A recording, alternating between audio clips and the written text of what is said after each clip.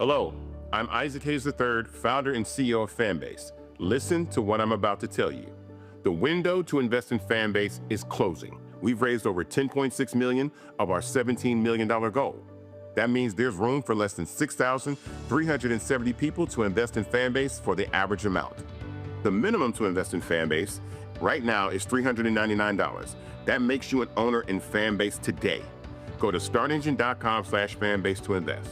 Why? Because current social apps have taken advantage of users for far too long, with content suppression, shadow banning, harmful racist content, and no real tools for monetization and equity. Fanbase has over 1.4 million users and counting, allowing anyone to reach all their following and monetize their content from day one. Social media is the new TV, and whoever owns the apps that distribute that content have the opportunity to own potential billion-dollar companies. While big platforms with uncertain futures are failing to serve their users, Fanbase is stepping up to fill the gap. Don't wait until it's too late. Invest now, invest for yourself and your future. Go to startengine.com/fanbase and own the next generation of social media.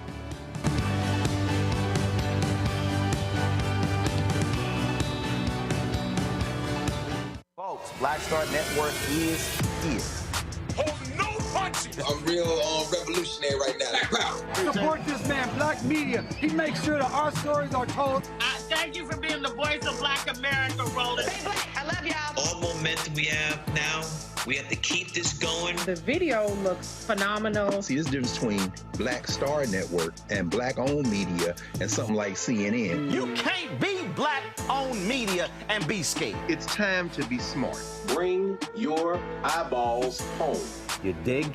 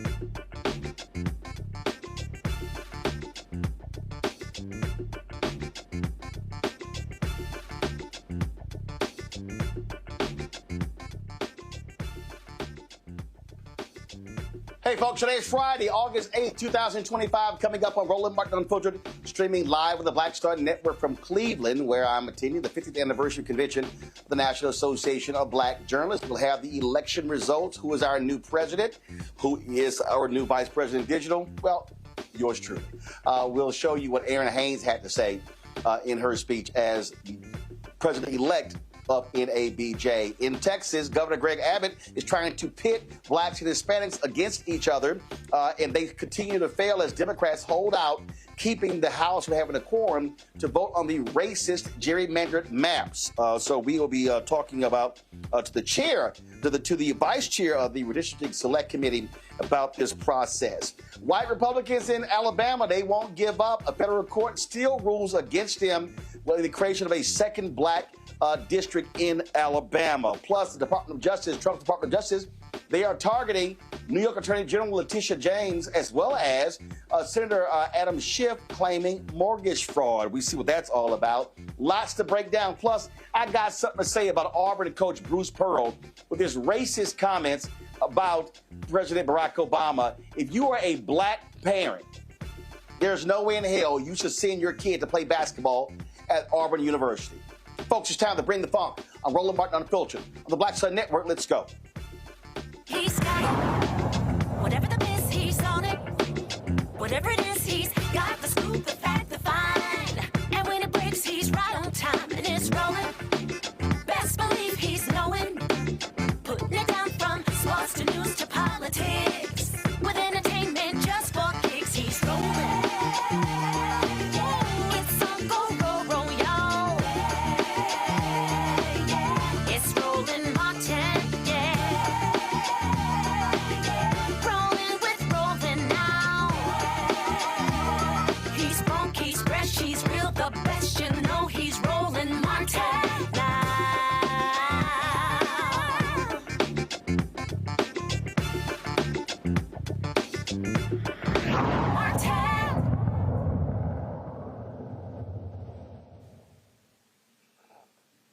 Well, Republicans in Texas still are mad as hell that House Democrats are holding out, preventing them from passing these racist gerrymandered maps. The Speaker of the House of Texas claims that he now says that if the Democrats, if they want to pick up their $750 monthly paycheck, no more direct deposit, they must do it in person. Oh, really? Is that what we're now doing?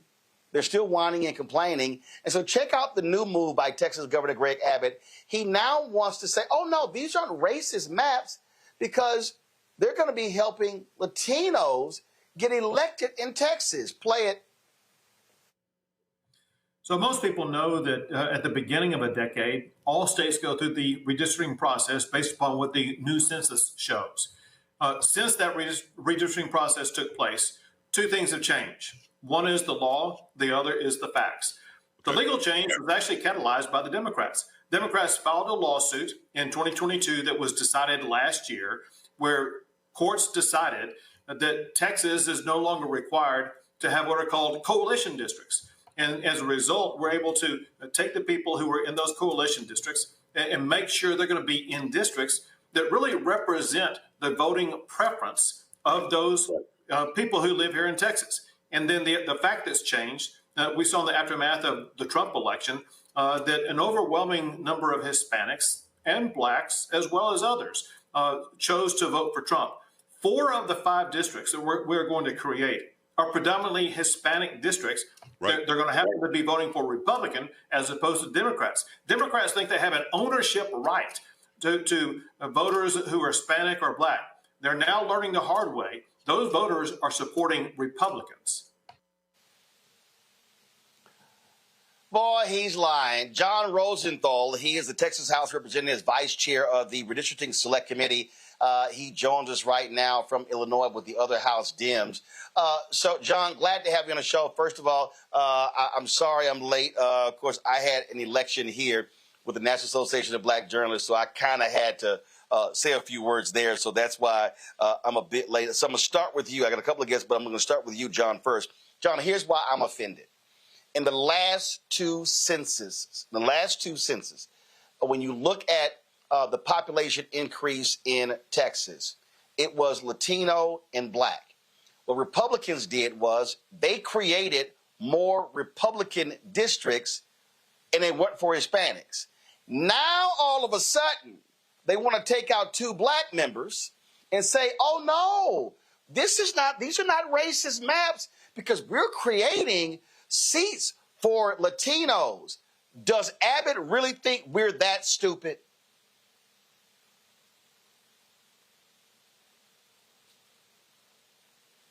John? Can he hear me? Y'all can, guys, talk to me. Hey, I can take that one if you'd like, Roland. Okay, go ahead. So, hey, I'm Rafael Lanchia. I'm the past chair of the Mexican-American Legislative Caucus. It's good to be with you, and an SMU Mustang. I know you're an Aggie. I wanted to just, I just wanted to underscore what you said. Look, 95% of all the population growth during the last census in Texas was driven by people of color. 50% of that growth was from Latinos. So he says the facts on the ground have changed. They, in fact, have not. Since the beginning of the decade, when they first did redistricting, Latinos had accounted for 50% of all the growth in the state, and African Americans for about 25%, or almost 30%, and then Asians for the remainder. So those facts are the only facts that matter when you're talking about the census and you're talking about redistricting. It doesn't matter how people are voting. That also is a falsehood, and you're correct about that, because a majority of Latinos in Texas still voted for Democrats, not Republicans. He said it was overwhelming. That's not true. Trump did not get over 50% of the Latino vote in the state of Texas. That's also a lie. And finally, what he's saying is that, hey, Latinos are going to get elected in these districts. We did a study at the Mexican-American Legislative Caucus, okay? And if you had actual districts that were reflective of Texas's diverse population, you'd have about 15 seats that were majority Hispanic, where Latinos would elect the candidates of their choice. You'd have 5 seats where African Americans would be able to elect a candidate of their choice, or about 13%. And you'd have 2 seats where Asians would be able to elect a candidate of their choice, and 15 out of the 38 would be determined by Anglos. Doesn't matter. Republican and Democrat does not matter when you're talking about apportionment, because what is protected is not the party, but the voter. However, under the racially engineered districts proposed by the Republicans, 26 seats, almost double that number, would be determined by Anglo voters. About half the seats, half of that 15 seats, or 8, would be determined by Latino voters. Only 2 seats would be determined by African Americans, 0 by Asians. So it's just a lie, really, that we're pitting Latinos and African Americans. It's not true. Latinos and African Americans are here. We're here during the quorum break fighting together. The Latino caucus, the Black caucus, we are together, right? Because we see through that rhetoric, and when you actually put pen to paper and look at the numbers, our the voting strength of Latinos and African Americans is being diminished, including in historic African American districts. They're trying to take out Al Green. They're trying to take out Mark Vesey, districts that have historically either been coalitions of African Americans and Latinos voting together, which were created by courts, by the way, or traditional African American districts. One last point about this. Why are they doing this? Why do they want, Donald Trump called Greg Abbott and said, hey, get me 5 districts. I don't care how you do it. If you need to run over Latinos and African Americans, do it. And Greg Abbott said, aye, aye, comandante, right? And why are they doing that? It's because they don't want to release the Epstein files, because they don't want accountability, because they don't want Hakeem Jeffries to be Speaker of the House with a gavel and subpoena power to expose the corruption and crimes and incompetence of the Trump administration. That's why they want to do this. And they want to do it on the backs of Latinos and African Americans. Representative Rosenthal, can you hear me? Hey, John, can you hear? I can't hear him. I can John, hear you, can you but hear? I can't hear Roland. I can't hear anything. Okay. So the control room, I need to try to get that fixed to figure out why John can't hear me. So if y'all could work on that, I'm going to ask Representative Anchi another question. And so this is the other thing that I think where they think people are stupid. You don't change the map because of how folks voted in the presidential race. These are congressional races. They are districts that are 700 to 800,000 people. The results of a presidential election, that means nothing when you talk about how you draw maps. Look, and I'll take it one step further, Roland. In 2021, when they did redistricting, they were like, oh, we did it race blind, even though they reduced even then Latino and African American voting strength. And there's a pending lawsuit. Right? And again, parties are not protected here. It is voters that are protected here. So everything that Abbott was talking about with Democrats and Republicans doesn't matter one bit. So we filed the lawsuit. That lawsuit is pending. Now they want to pretend that the law has somehow changed. And then mid-decade, they want to they want to do this redistricting. We've reached out to blue state governors and we said, hey, this is anti-democratic. I mean, this is really, really bad stuff. We sounded the alarm nationally. And thankfully, people like J.B. Pritzker and Gavin Newsom, Kathy Hochul, and others have said, hey, if Texas does it, we're going to do it. What did that do? It caused blue state Republicans to say, whoa, this is a bad idea. I'm about to get redistricted out of my seat. This is a really, really bad idea. And they filed a bill at the federal level saying that we shouldn't have mid-decade redistricting, because they're all going to be wiped out. That's the big problem here. And it's a race to the bottom. And ultimately, the people who are going to suffer are African American and Latino voters in Texas. Yeah, and again, they're trying. What they're doing is it's a new one every day. No, we're doing this because the DOJ sent us a letter saying that the districts are unconstitutional. Oh, no. We're doing that now because it's a power grab. Oh, no. Now we're creating districts for Hispanics. They're constantly searching for another rationale for what they're doing. And this is what we know. Trump and the Republican Party of Texas, Greg Abbott and Dan Patrick, They do not give a damn about black voters. They do not give a damn about Latino voters. They only care about MAGA voters. And that's not how this process is supposed to be. So I have consistently said over and over and over again, Democrats, damn being fair, damn being nice, where you have advantage, you've got to maximize it. Now Abbott is saying, oh no, because the Democrats are holding out, we're going to redraw 8 districts. So we see what they're all about. Yeah, the doubling down by Greg Abbott is really interesting. The Attorney General and Greg Abbott, when he signed the redistricting bill, said, "Hey, everything's fine. This is great. We're done with redistricting." But the minute Donald Trump called and asked for the 5 districts, he was going to get them for Donald Trump come hell or high water. And the big contrast, by the way, and I'm not.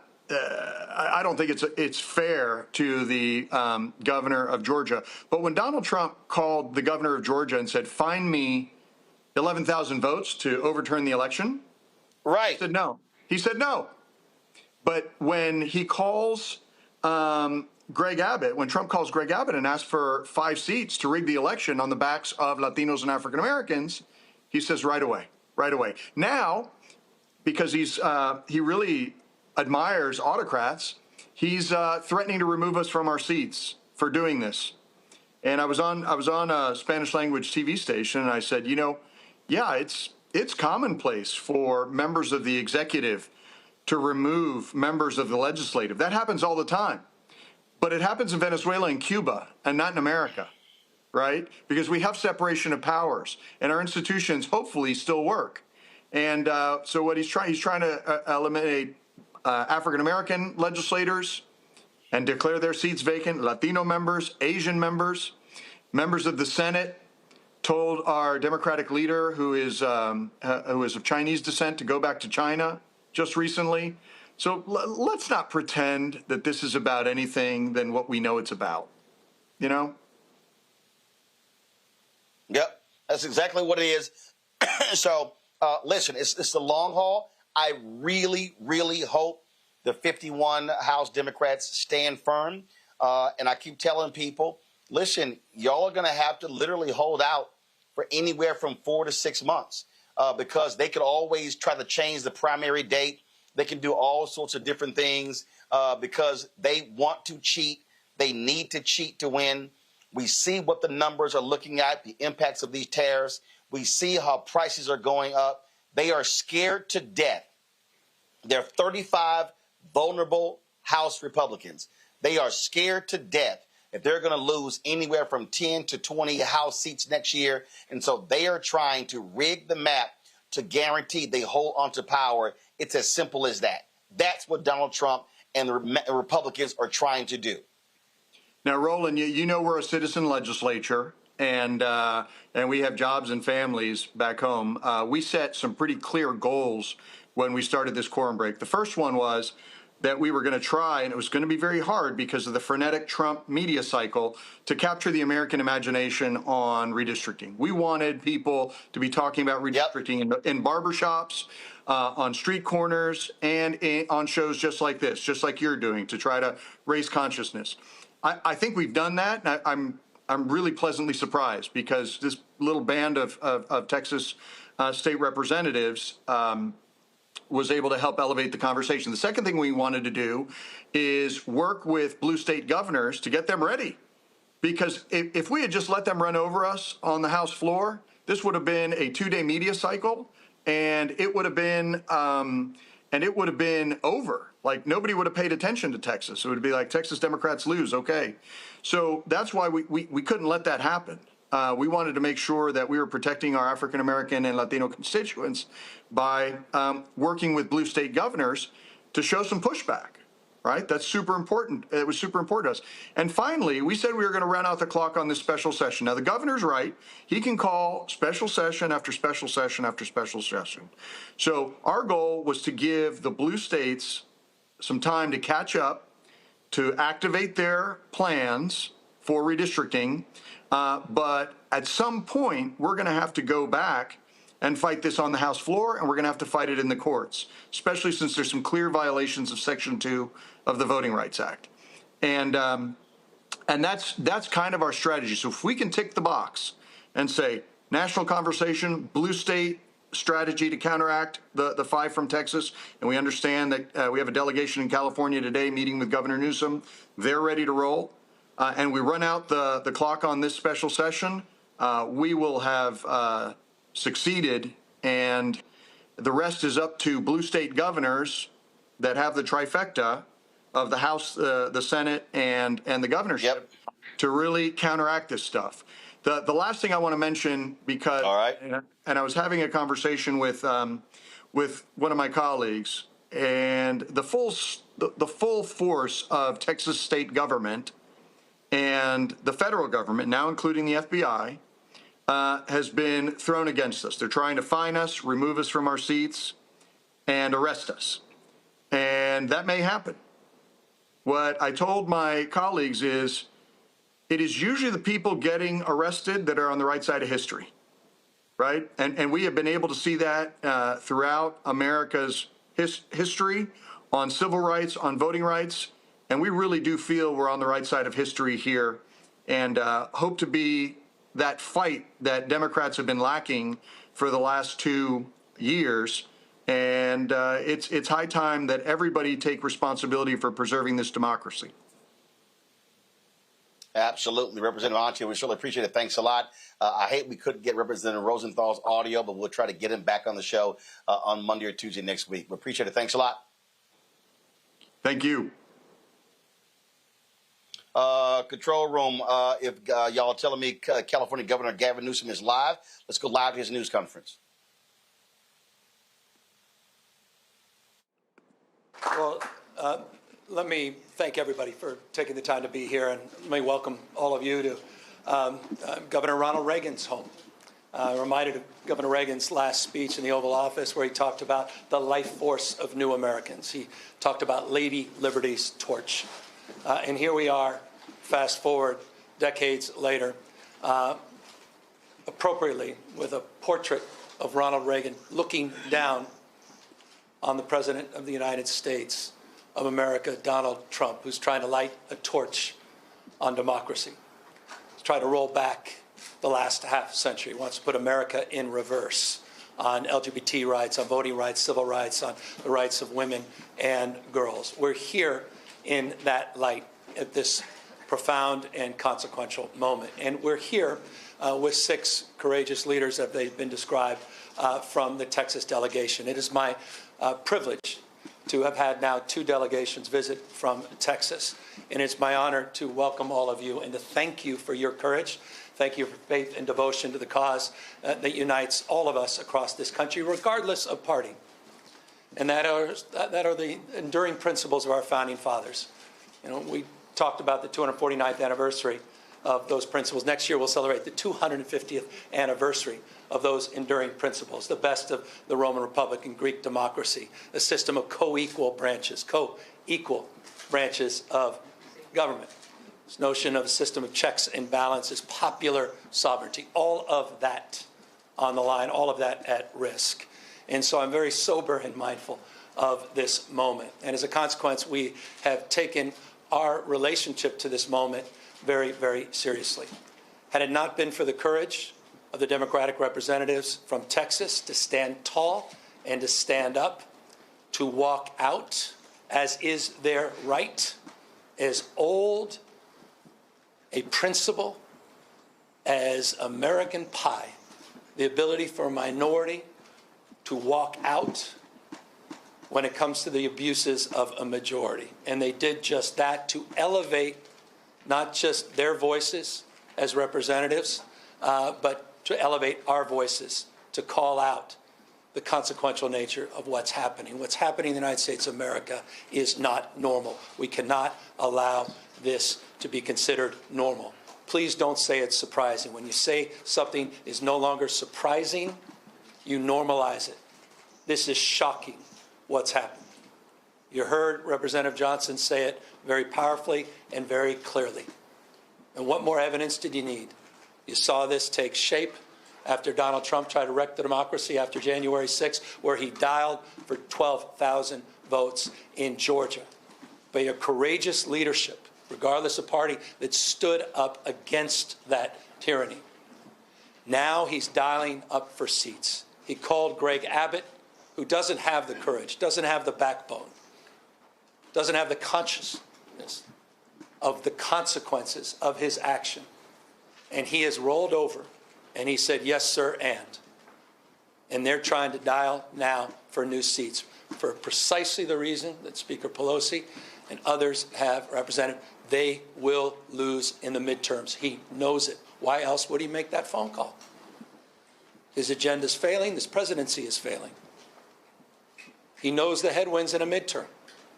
He's dialing for seats. Not only did he dial for 5 seats in Texas, he just sent his vice president, the vice president of the United States, not to console those 137 families whose lives were torn asunder because they lost loved ones to the floods.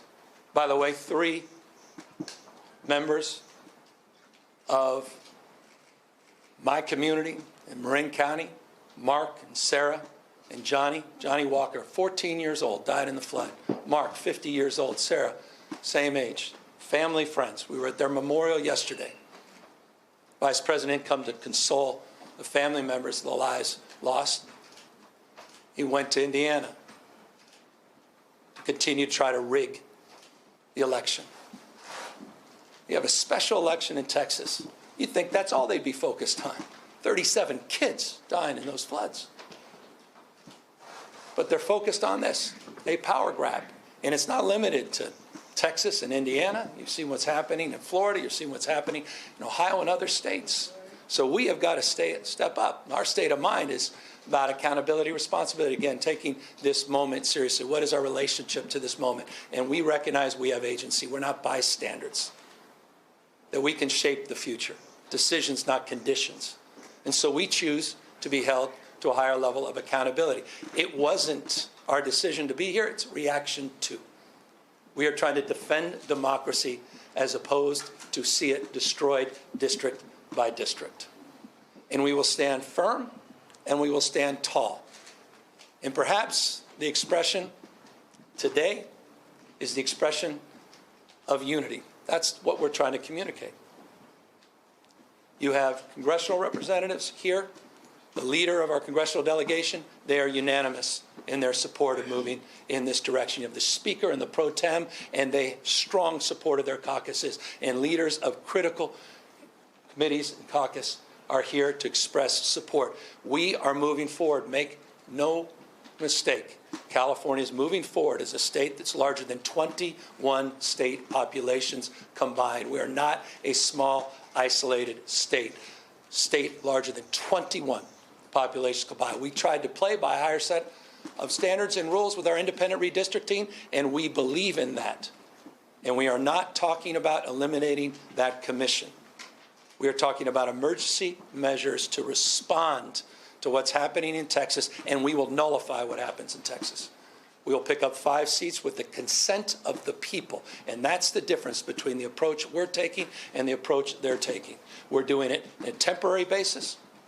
We're doing it in a fully transparent way, and we're doing it by asking the people of the state of California for their consent and support. Mark that stark contrast to what's happening in Texas and other states. We are resolved and we are aligned in this strategy. And I'm deeply, in closing, grateful for the leadership that's assembled here today. In unprecedented time, required an unprecedented approach, an unprecedented leadership to build the kind of consensus that we believe we have. We have till August 22nd. With the leadership behind me, they will get this on the ballot. We're calling for a special election. That'll be the first week of November. It will coincide with many other municipal elections. We will raise an unprecedented amount of attention, and we will garner an unprecedented amount of support because people understand what's at stake. Final words. Because I want to reinforce what the Speaker and the Pro Tem said. You have people disappearing in the state of California, quite literally disappearing. Warrantless search, people literally being taken from the streets. I don't think this, I know it. 16-year-old kid whose mom and dad working 20 years at the same packing facility, 16-year-old didn't even know how to get back into his own home because mom and dad disappeared going to work. Young child had no brothers and sisters. That's Trump's America. That's happening as we speak. The Guard has been federalized. And by the way, Donald Trump is continuing to federalize the National Guard through the election. Pause and consider what that may mean. There is nothing normal about this.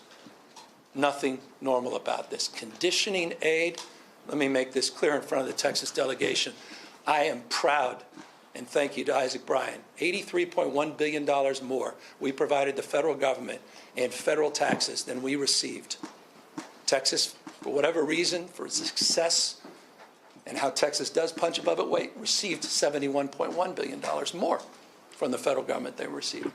But I'll tell you what, as a taxpayer, as governor of California, I am proud to stand tall to help them recover from these floods. No conditions, no politics. We're all in this together. I was proud to send search and rescue teams to support the recovery of those floods. That's my responsibility. That's what it's like to be a member of a community. We're all in this together. The idea that we're even conditioning aid and allowing that conversation to persist, that's what's at stake with this conversation. It's not about lines, it's about drawing a line, and it's all about elevating a deeper consciousness of the line that Donald Trump continues to cross. It's not about him playing by a different set of rules. There are no rules for Donald Trump. This is a serious moment in American history. And so we are here to meet this moment head on.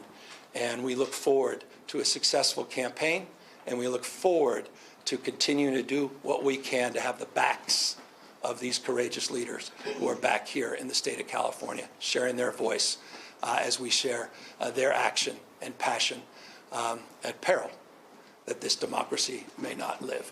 With that, we're here to answer any questions.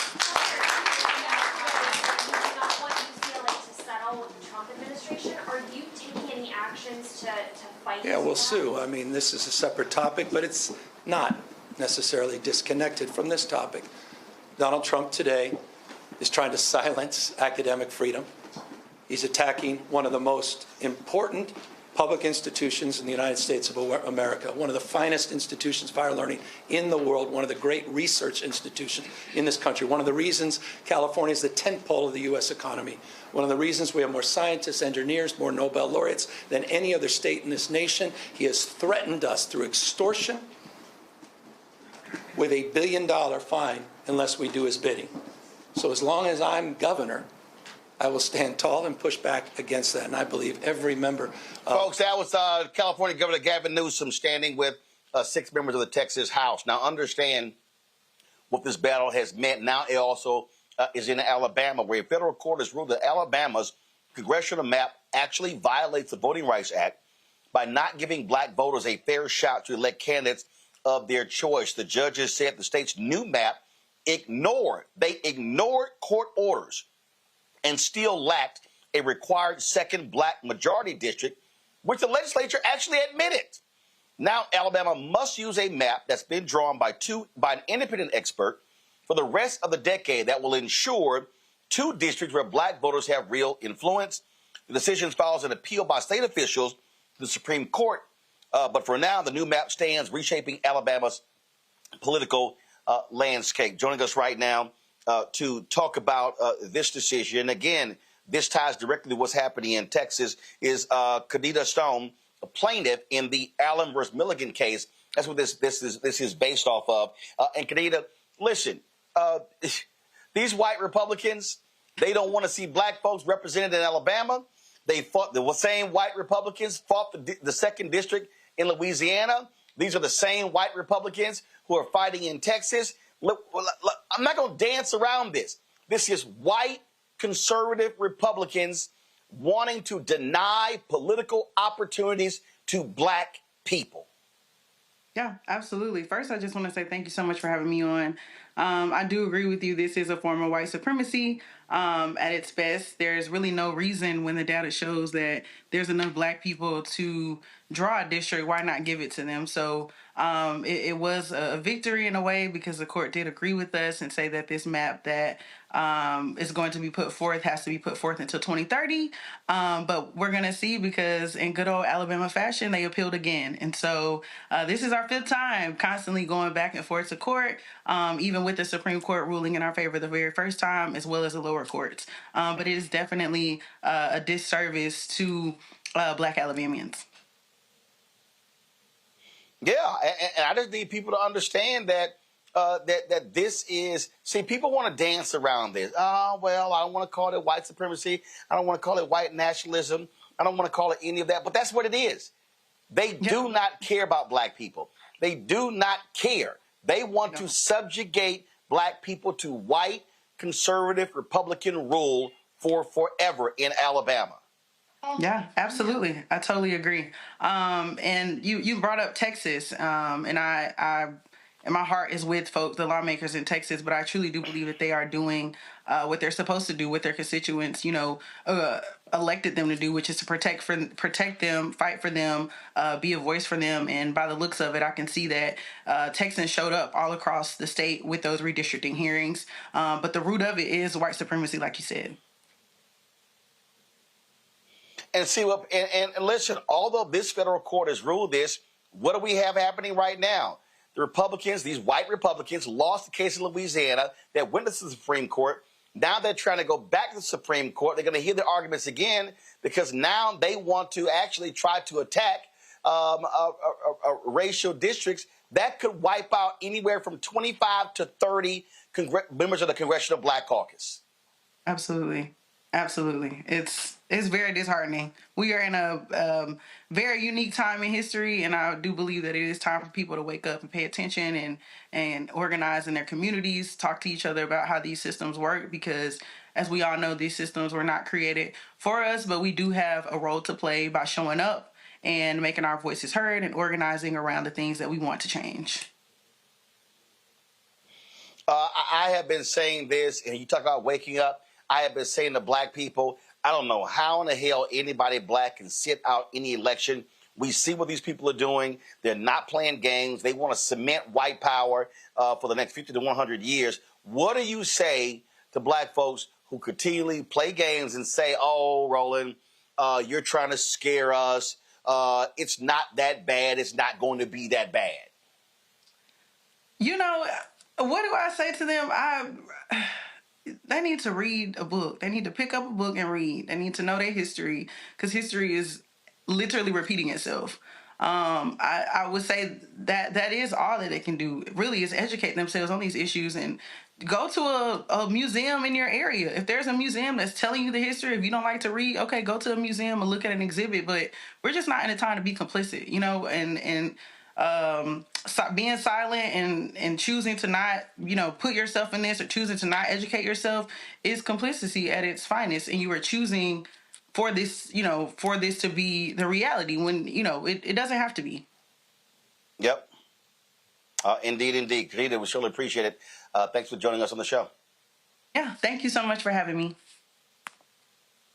All right. We're going to keep, of course, pushing this issue. Let me go to my panel right now. I want to bring them into this because, again, folks, we have to face the fierce urgency of now to understand exactly what's going on because, look, these are not games to be played because they are playing for keeps.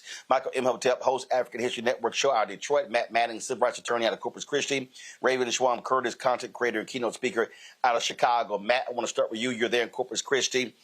Listen, they're trying to play these cute little games, Matt, wanting to pit Latinos against African Americans. Listen, folk, don't fall for the okie doke. These white Republicans don't give a damn. They have been screwing over Latino voters, and now they're trying to play the opportunist game. Nah, don't fall for the okie doke.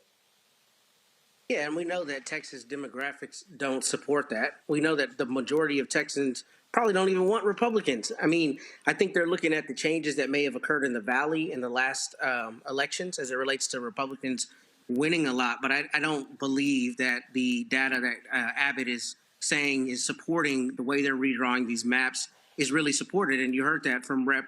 Anchia. And one thing I really wanted to say is on this show, I often talk about political pageantry, but Gavin Newsom just had one of the best presidential stump speeches I've seen in a while in his audition for president. And I think a lot of that is the undercurrent of this. Not only Gavin Newsom, but also Greg Abbott.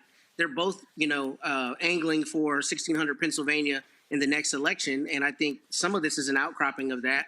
But I think that was very smart the way he not only promoted those Texas Democrats who have done their job, in my opinion, and broken with the quorum, but took that opportunity to really not only align himself with the second largest state, being in the largest state in the country, but to call out Donald Trump directly and to take that tension and say, we're calling you out.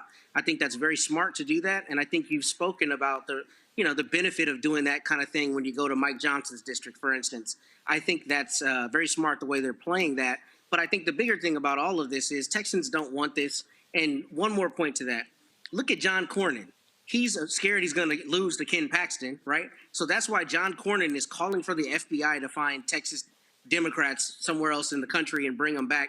It's all political pageantry, and it's all to do Donald Trump's bidding, and it's all to retain their power here in Texas, even though the demographics don't support it and the people don't want it.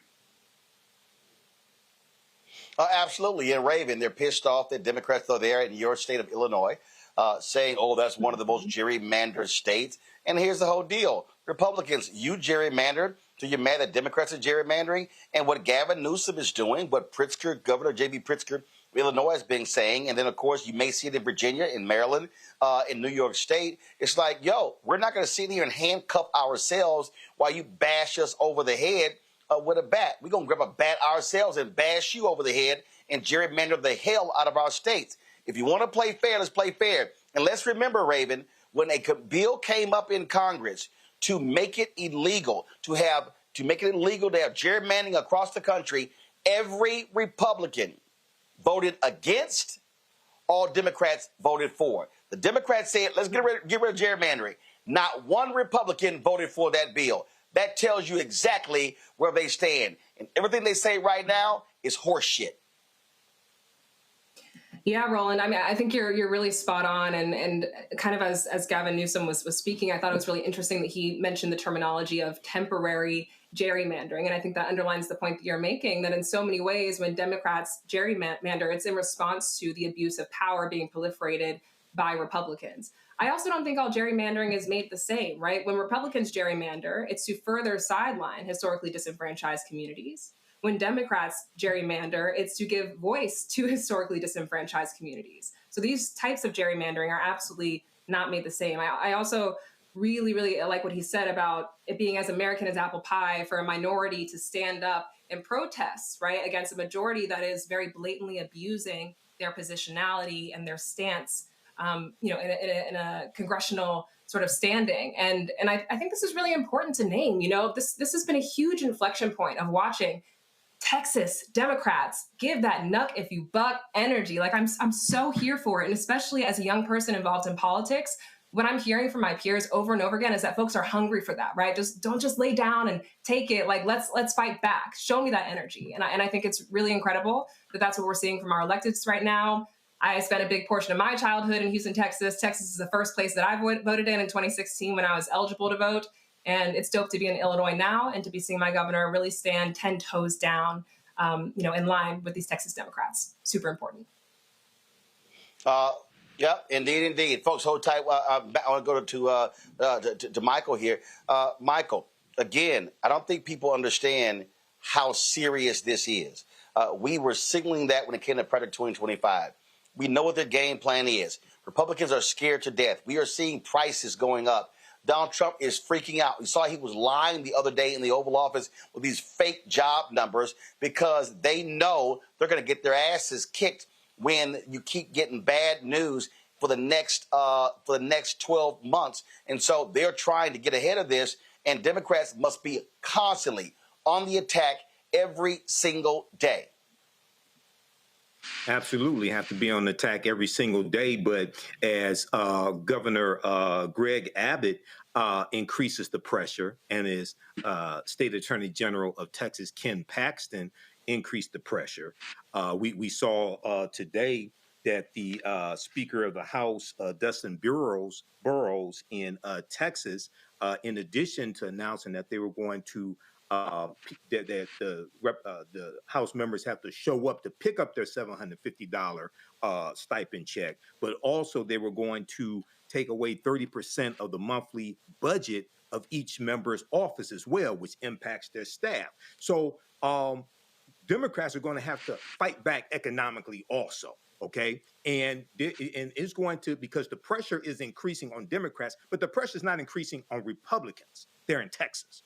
So I think what they're going to have to look at doing is also having targeted, sustained, strategic economic withdrawal strategies of certain corporations that help finance these Republicans in the Texas state legislature. Okay, and then have nationwide economic boycotts targeting those corporations to push back and put pressure on those Republicans also. But this is predicted, and Roland, this is the same week as the 60th anniversary of the Voting Rights Act of 1965, August 6, 1965. And you talk about the map in Alabama. We know Alabama was ground zero for the 1965 Voting Rights Act. And people have to connect the dots because, yes, we talked about Project 2025. This is a power grab, a white nationalist power grab that's taking place.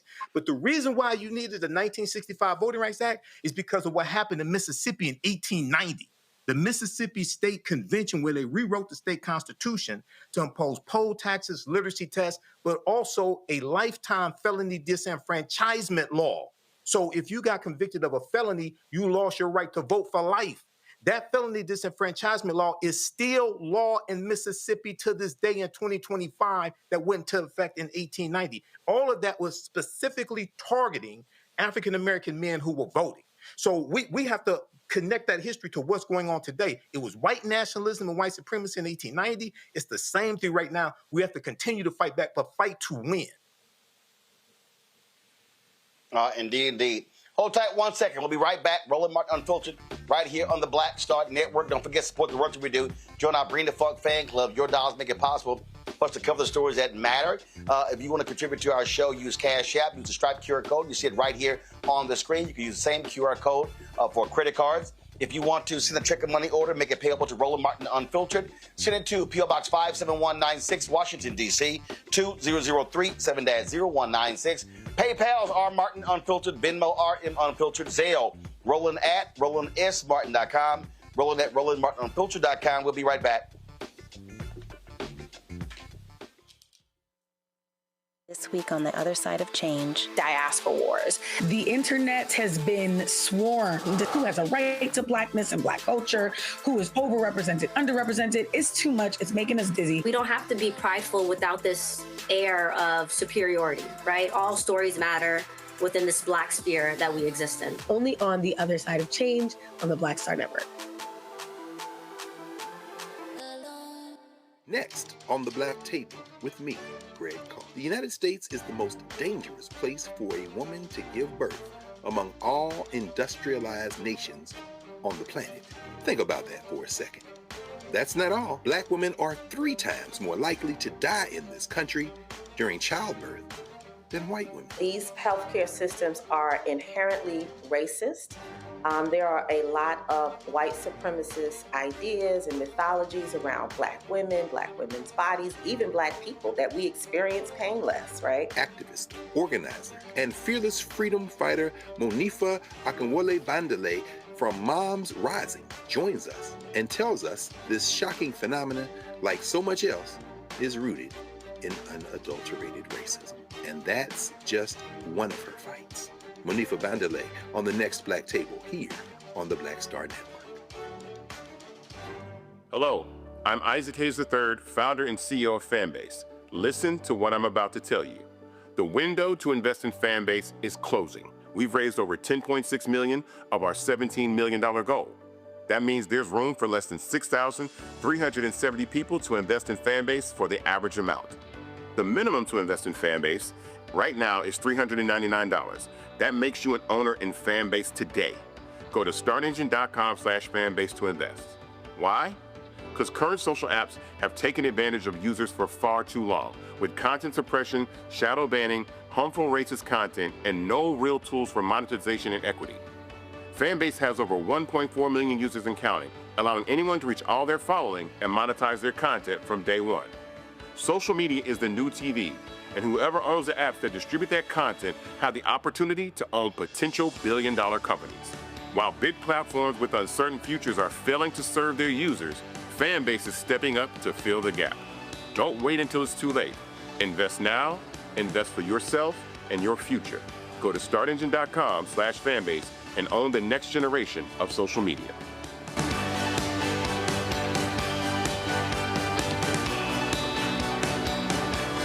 Now that Roland Martin is willing to give me the blueprint, hey, Cyrus, I need to go to Tyler Perry and get another blueprint because I need some green money. The only way I can do what I'm doing, I need to make some money. So you'll see me working with Roland. Matter of fact, it's the Roland Martin and Cheryl Underwood show. Well, should it be the Cheryl Underwood show and the Roland Martin show? Well, whatever show it's going to be, it's going to be good.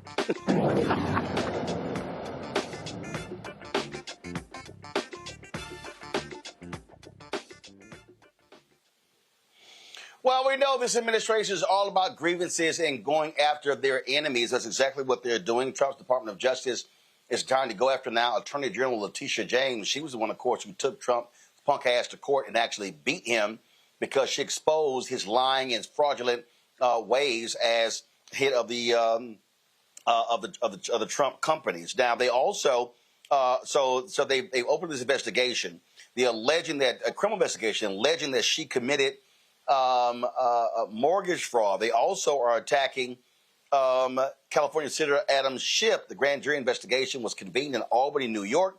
They're examining what James had to say in terms of her mortgage there as well. Now, the DOJ has declined to comment on the subpoenas in the grand jury investigation. Matt, we know what this is. Donald Trump is mad. He got his ass kicked by Letitia James, and so now he's targeting her. That's what we're dealing with.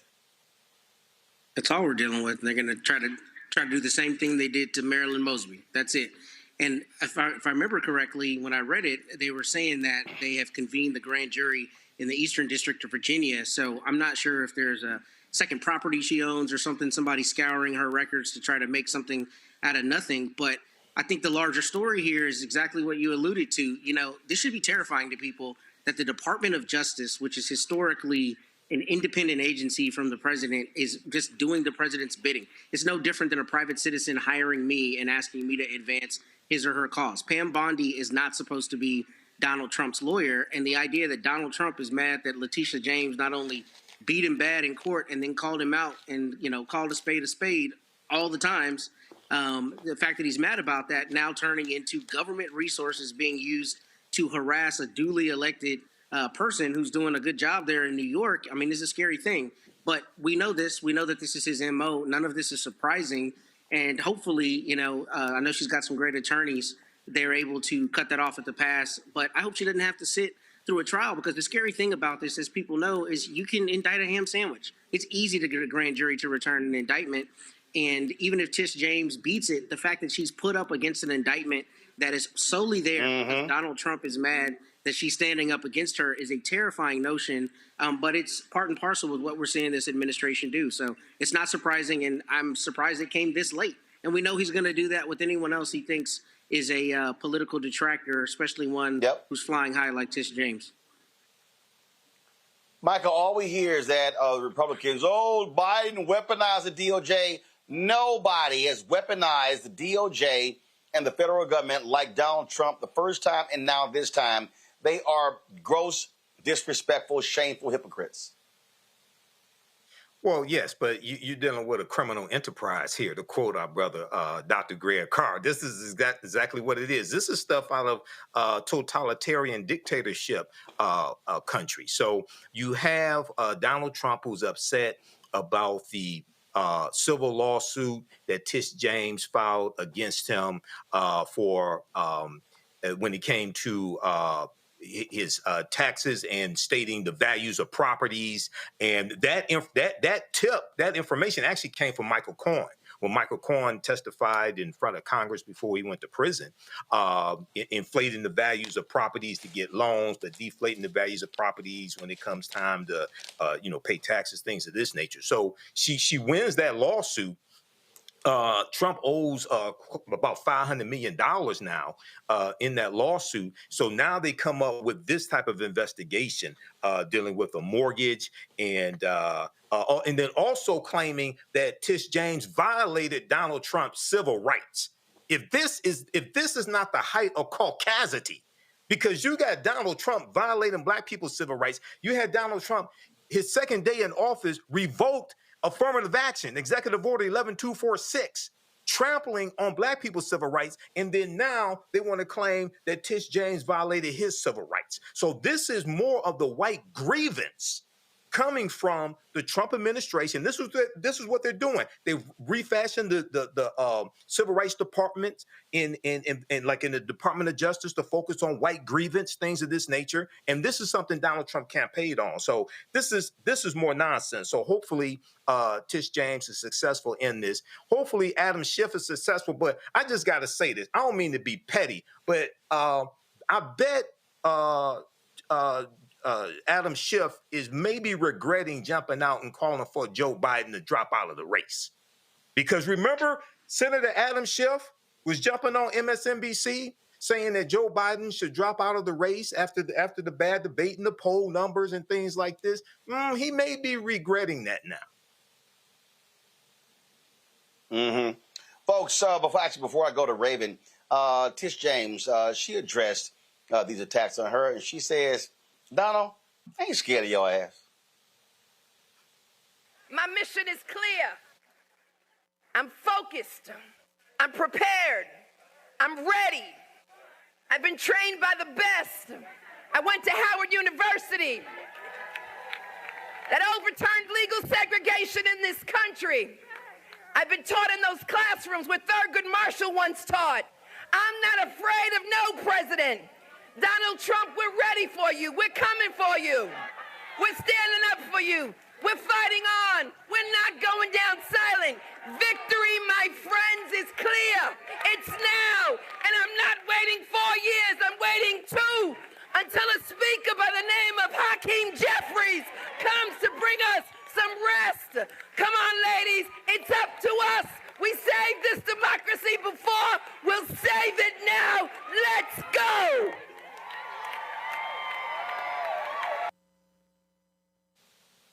Raven, the shortened version of that is Donald Trump, bring your ass.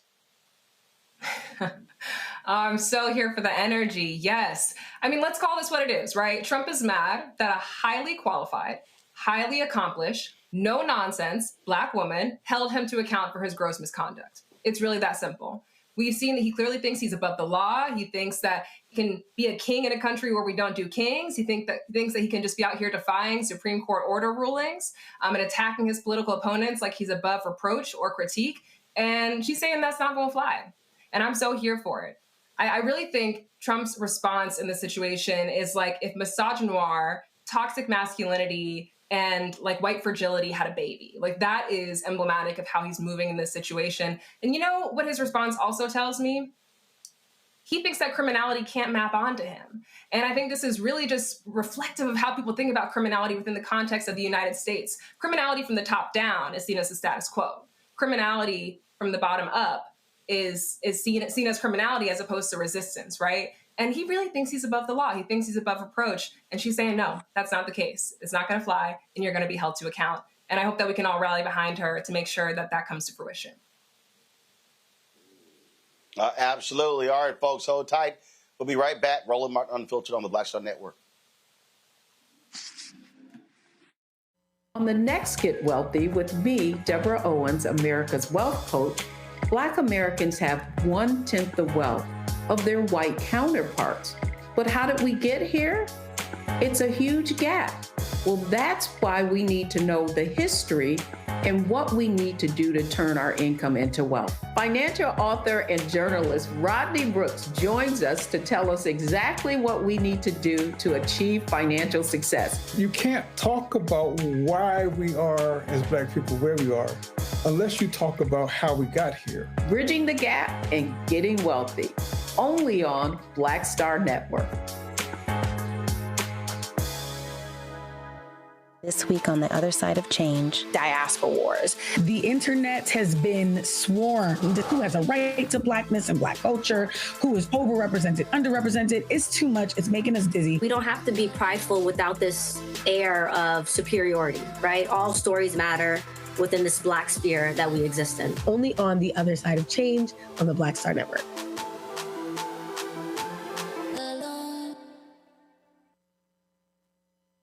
Hey, this is Motown recording artist Kim. You are watching Roland Martin Unfiltered. That boy, he always unfiltered though. I ain't never known him to be filtered. Is there another way to experience Roland Martin than to be unfiltered? Of course he's unfiltered. Would you expect anything less? Watch what happens next.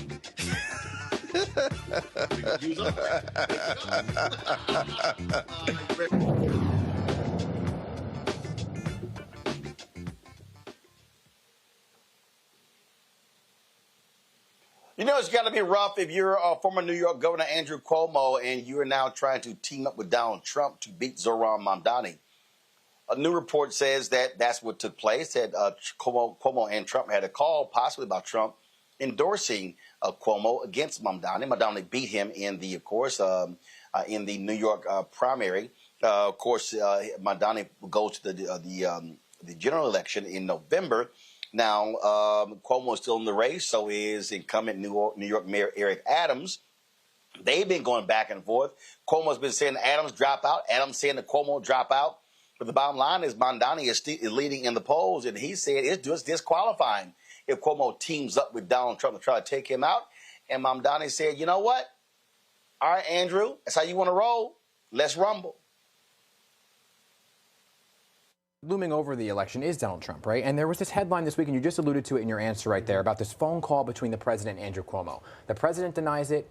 Andrew Cuomo denies that phone call. And when I interviewed Andrew Cuomo recently, he said that he hadn't spoken to Donald Trump in quite some time. So why do you believe the story? Because the New York Times stands by their reporting, and I trust them more than I trust Andrew Cuomo or Donald Trump.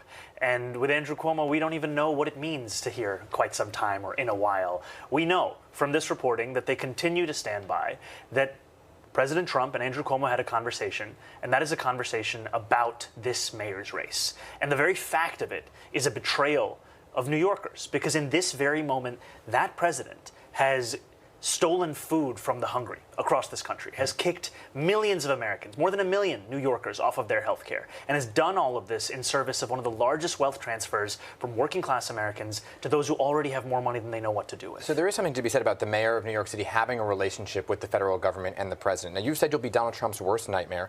So how specifically, though, would you combat things like clawbacks of money or this threat that Donald Trump has said of a federal takeover of New York City? How would you combat that? I would make the case at every single juncture about how this is not only an overreach beyond the roles and responsibilities of the federal government, but that this is something that New York will not stand for. Now, that is not to say you take a reflexive approach, always one of opposition with regards to the federal government. If Donald Trump wants to actually deliver on cheaper groceries and wants to work with me in doing so for New Yorkers, that's a phone conversation I'm willing to have. Have you had one with him? No, I haven't. I can tell you he hasn't called me, and I haven't called him, because I am still running to defend this city first and foremost. And what offends me and so many New Yorkers is the premise of that phone call was not how can we benefit New Yorkers. The premise of it was Andrew Cuomo and Donald Trump speaking about how they can stop the Democratic nominee. So a big part of you win. Raven, I don't understand. There are 8.4 million people in New York City. Okay, if Mamdani is such a threat, hey, campaign against him and beat him. But it's amazing how all of these people, Bill Ackman and so many others, oh my God, this will be a tragedy. Hey, the way you win is if you beat them. Put up or shut up. That's right. I mean, clearly New Yorkers have spoken. They want Mamdani, and there's a reason for that, because he's made it very clear that he's not going to bend to the will of billionaire interests in the way that a Cuomo will, right? And you know what? For everyone's sake, I hope it's true that Trump is endorsing Cuomo, because that will be the kiss of death to his campaign. It will be the kiss of death. But very on brand, given that they both have sexual harassment allegations. So they certainly have that in common, and birds of a feather flock together after all. You know, I think what really frustrates me about Cuomo is that essentially his argument, one of his many arguments against Mamdani, is that Mamdani is too far left, and Republicans are going to wave him around as a moniker of this particular kind of failing. And so instead, they should choose New Yorkers, should choose someone like him, who's essentially a moderate, because he'll be able to do the bipartisan dance. I think that's so ass backwards, okay? Because the response to bullying from Trump, since when is the appropriate response to bullying from Trump bending the knee and making yourself more palatable to bigots? I don't think that's how we roll. There are moments for bipartisan cooperation. I'm not saying there's not utility in that, but there are also moments where you need to stand up and fight back. That's why we chant that at protests. Stand up, fight back. And that's the kind of energy Mamdani is giving. He's giving that stand up, fight back energy, and that's why New Yorkers are rocking with him. But see, Michael, here's what's stupid to me, okay? All right. If New Yorkers say, we like what this guy is saying, they are basically saying, I don't give a damn about the labels that you put on. He's speaking to the issues. And so the problem that I have is when Democrats are responding to right-wing talking points by saying, oh, if Mamdani wins, he is going to be the leader of the Democratic Party. That's bullshit. He's not. So when Eric Adams won, was he because the mayor of New York City, the leader of the Democratic Party? No. In fact, I don't care if it's the largest city in America. Whoever New Yorkers elect ain't got a damn thing to do with the rest of the country. That's New York City. And in fact, Michael, if a Democrat gets asked this question when they go on these damn cable shows, if Jake Tapper or Kristen Welker throws a question out, this is how I would respond. I don't live in New York City. I ain't got no vote. The people there can vote for who they want to vote for. Now, if you want to ask me about my city or my state or my congressional district, go ahead and do that. But I ain't got a damn thing to say about what New York City does. Next question. Yeah. So I think part of it is, cable news, especially MSNBC and CNN, they've been losing ratings, especially after the 2024 election. Joanne Reed talked about that when she was on the Breakfast Club explaining why she thinks she was fired from MSNBC. So, you're correct. No, the mayor of New York is not the head of the Democratic Party. You just have Republicans trying to throw something against the wall to see what sticks because they are afraid of Mamdani. Okay. The other thing is, you have to outwork your opponent, and yes, you have to get more votes. It's going to be interesting to see what happens in the general election because the general is different than a primary. Yes, Mamdani has the enthusiasm, but it was, from my understanding, a low voter turnout primary. And, a lot of primaries are low voter turnouts. We just had a low voter turnout primary here in Detroit. Okay. Mary Sheffield dusted the competition. But the general election is entirely different. So you have to play to the general and see what happens. Now, lastly, Cuomo, if Cuomo had a conversation with Trump recently, okay, not him saying he spoke to him after the assassination attempt to express his concern, but if he had one recently, and if he's trying to show, hey, I can work with Trump and I'll be better than Mamdani, I'll be more acceptable to Trump and acceptable to Republicans. Well, this is where you beat your opponent on the issues and you get more votes. So we're going to see how this plays out. I don't live in New York. We're going to see how this plays out, but you still need to get more votes than your opponent. Yeah, but the bottom line is when you look at any polling right now, Matt, Mamdani is kicking Cuomo's ass, is kicking Adams' ass, and maybe if they spend more time trying to figure out why he's attractive to people, then they may have a shot at beating him. I just think that Democrats get themselves caught up in this game where they're being forced to answer to a candidate that's running. Here's the deal. In Seattle, a progressive candidate is beating the incumbent mayor. You have a group that's endorsed the progressive candidate against the progressive mayor in Minneapolis. So here's the question, Matt.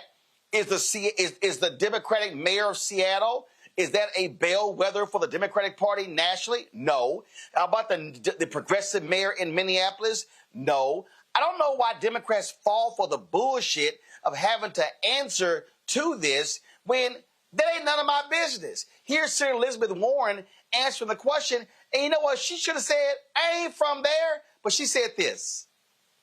I wonder, though, often we see this, and this is a local election.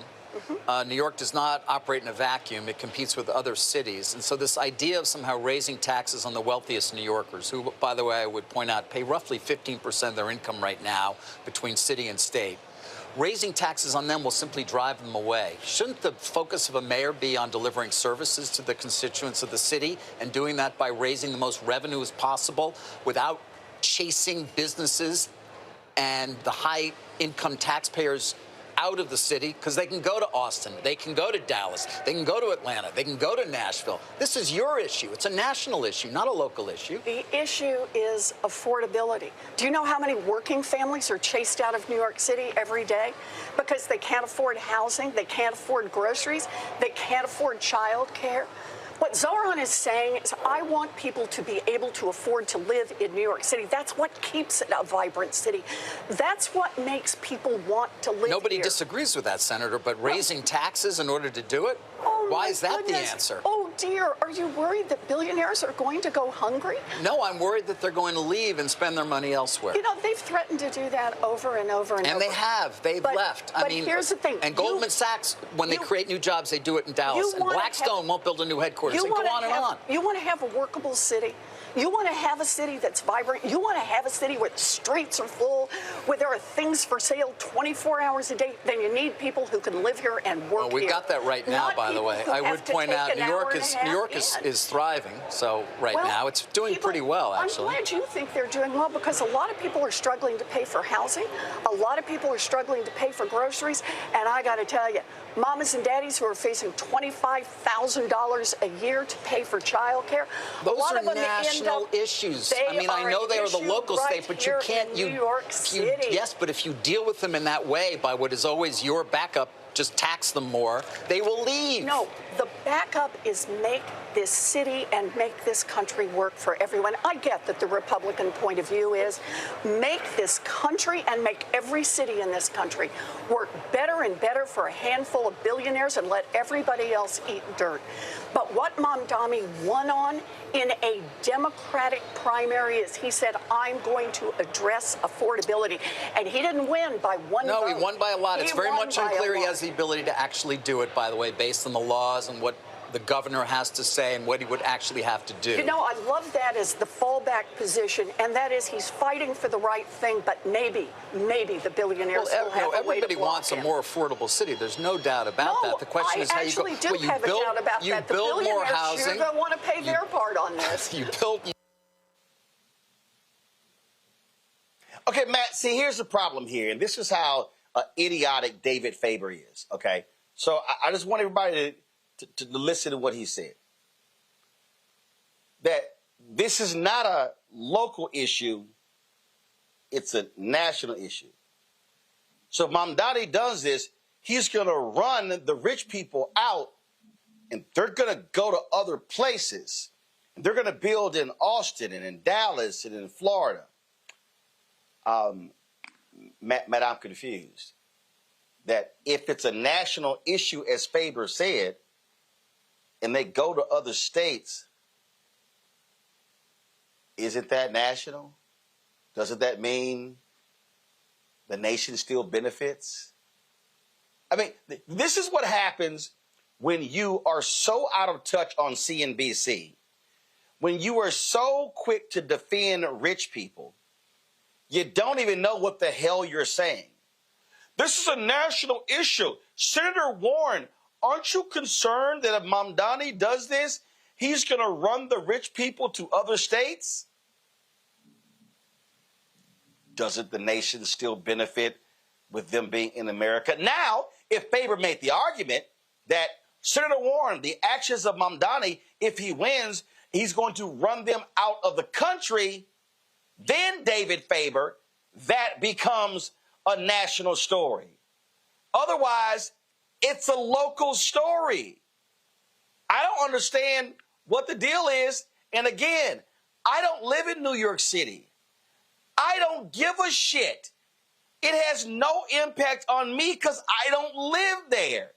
This is why these rich-ass people who are anchors on television do not speak for regular, ordinary people because, I mean, Mamdani, he's sitting here saying he's going to raise taxes. Shouldn't a mayor be concerned about delivering services? Well, how do I deliver services if I have a collapsing tax base? I have to pay for the services somehow.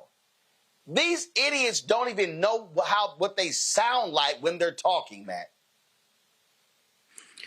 Well, first, they can run Elon Musk back because he built a campus about, 3 miles from my parents' house in Austin. So I'd be glad to have him gone. Whatever, takes Tesla leaving, I'm happy to have happen.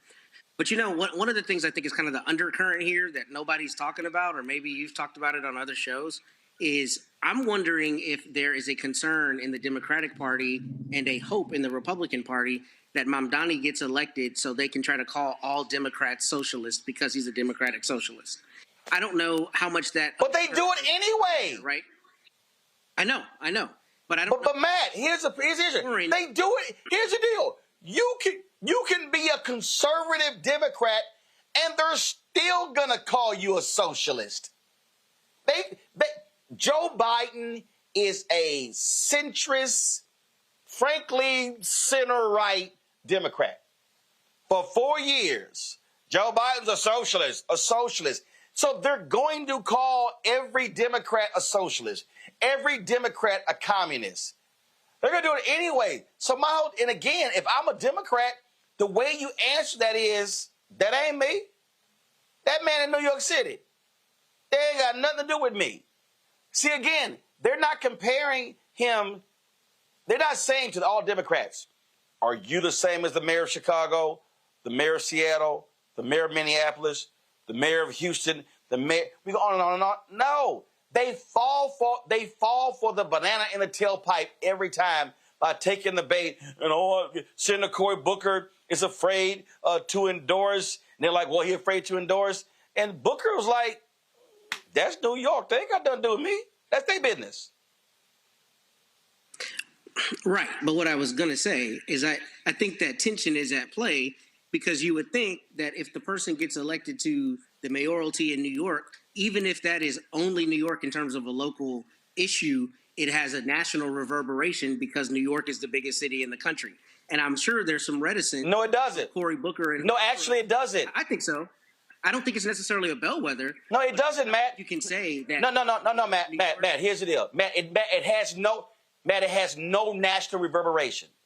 This is why I believe you're saying that.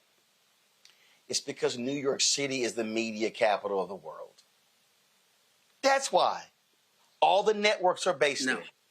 The major media companies are there. So follow me here. The major media companies, they work in New York City.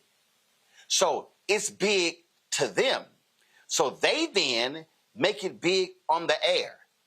The mayor of New York City has zero thing to do with Florida, Mississippi, Alabama, Louisiana, Texas, Oklahoma, Arizona, New Mexico, Colorado, Idaho, California, Washington State, North Dakota, South Dakota, Wyoming, Montana, Illinois, Iowa, Michigan, Wisconsin, Kansas, Missouri, Maine, New Hampshire, South Carolina, North Carolina, Tennessee, Vermont, Virginia, Maryland, Georgia, nothing.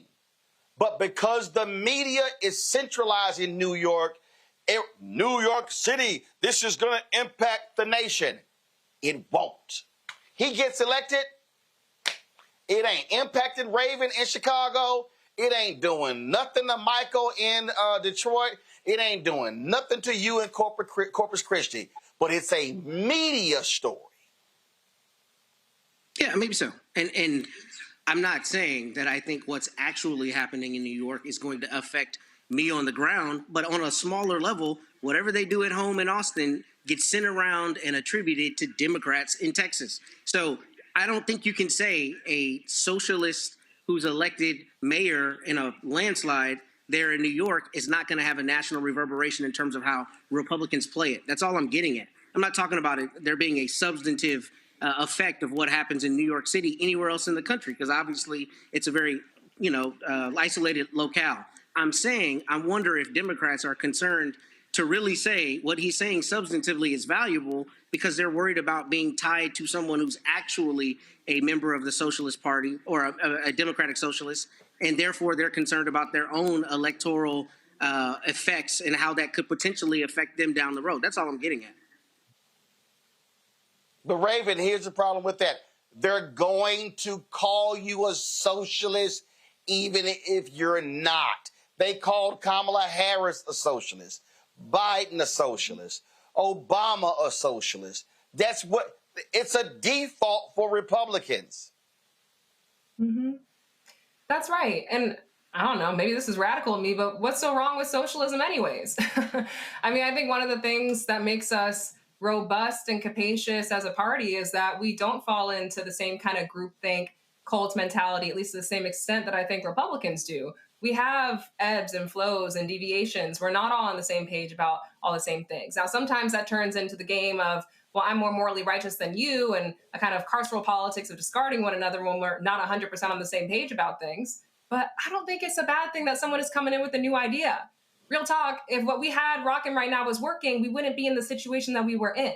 Like, people are so resistant to new ways of thinking, new ways of organizing, new ways of thinking about government and thinking about community and redistribution of wealth and resources. But we need some radical new ideas, and that should be okay. And I think establishment Democrats who are so deeply enmeshed in current power structures as they exist, feel very threatened by that. They don't know how to reckon with that. Maybe perhaps they personally don't benefit from that. And so it's more comfortable to distance yourself. But young people want some new energy. Come in, shake it up, give me some new ideas, meet people's material needs, right? Like Elizabeth Warren was saying, meet people's material needs. People cannot afford groceries. People cannot pay for their rent. What are you going to do about it? What y'all have been doing is not working. So now someone is coming in with new ideas and you want to guffaw at them? No, I'm going to hear what he has to say. And you should too. Michael, I just think, again, Democrats fall for the banana and the tailpipe every time. If somebody, I'm sorry. If I am the United States Senator from Massachusetts, and if they're sitting here saying, and matter of fact, I would flip it. So, Senator, do you think that if the socialist elected mayor of New York City, it's going to somehow hurt? Then I would literally sit there and say, have you ever asked about the mayor of Seattle? The mayor of this city, that city, that city, that city, that city. Like, this is literally, like, I'm not even entertaining it. That, to me, is the problem. Democrats get in trouble when they are playing on a Republican playground where they've set all the rules and all the traps and you are to respond. I just think it's very simple. The answer is real simple. Is this: if the voters of New York City choose Zohran Mamdani, then that's who they choose. And if you're in New York City and you don't want him to be mayor, then you go vote. What's your next question? Yeah. Well, one, yes, the major media outlets, they are stationed in New York City. Hold on, Michael. Hold on, Michael. So let me go ahead and add this so you can respond to it, which backs up what I'm saying. During the debate, did you see what happened during the debate? When they said, if you're elected mayor, what's the first trip you're taking? Every candidate, I'm going to Israel. I'm going to Israel. I'm going to the holy city. I'm going to Israel. You know what Mom Donnie said? He said, well, actually, I'm not going anywhere. I'm trying to take care of New York City. Right. Brilliant answer. That was him saying, as the mayor of New York City, I ain't got shit to do with Israel. That ain't no foreign policy component about being the mayor of New York City. He was like, so I'm just going to keep my ass right here and deal with the issues of New York City. It was a brilliant, brilliant answer. Yeah, I did see that. So New York City being the center of media, and we just saw Good Morning America just move their studios to New York City. But the other thing is that New York City. No. Good Morning America. Good Morning America was always in New York City. They were in Times Square. They moved their studio to out of Times Square to the Hudson. The ABC bought a bunch of space in the Hudson Yards, so they moved it from Times Square to Hudson Yards. But they're still in New York City. Still in New York City, okay.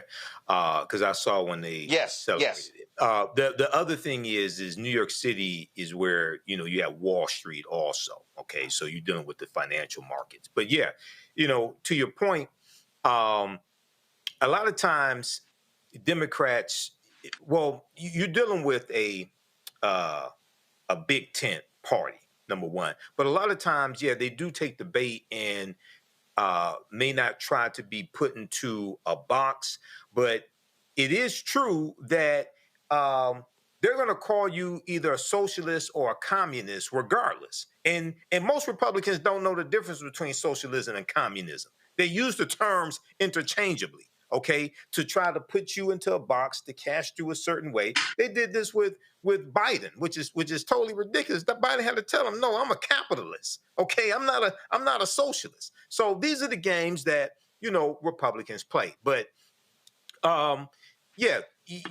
New York City, the mayor of New York City is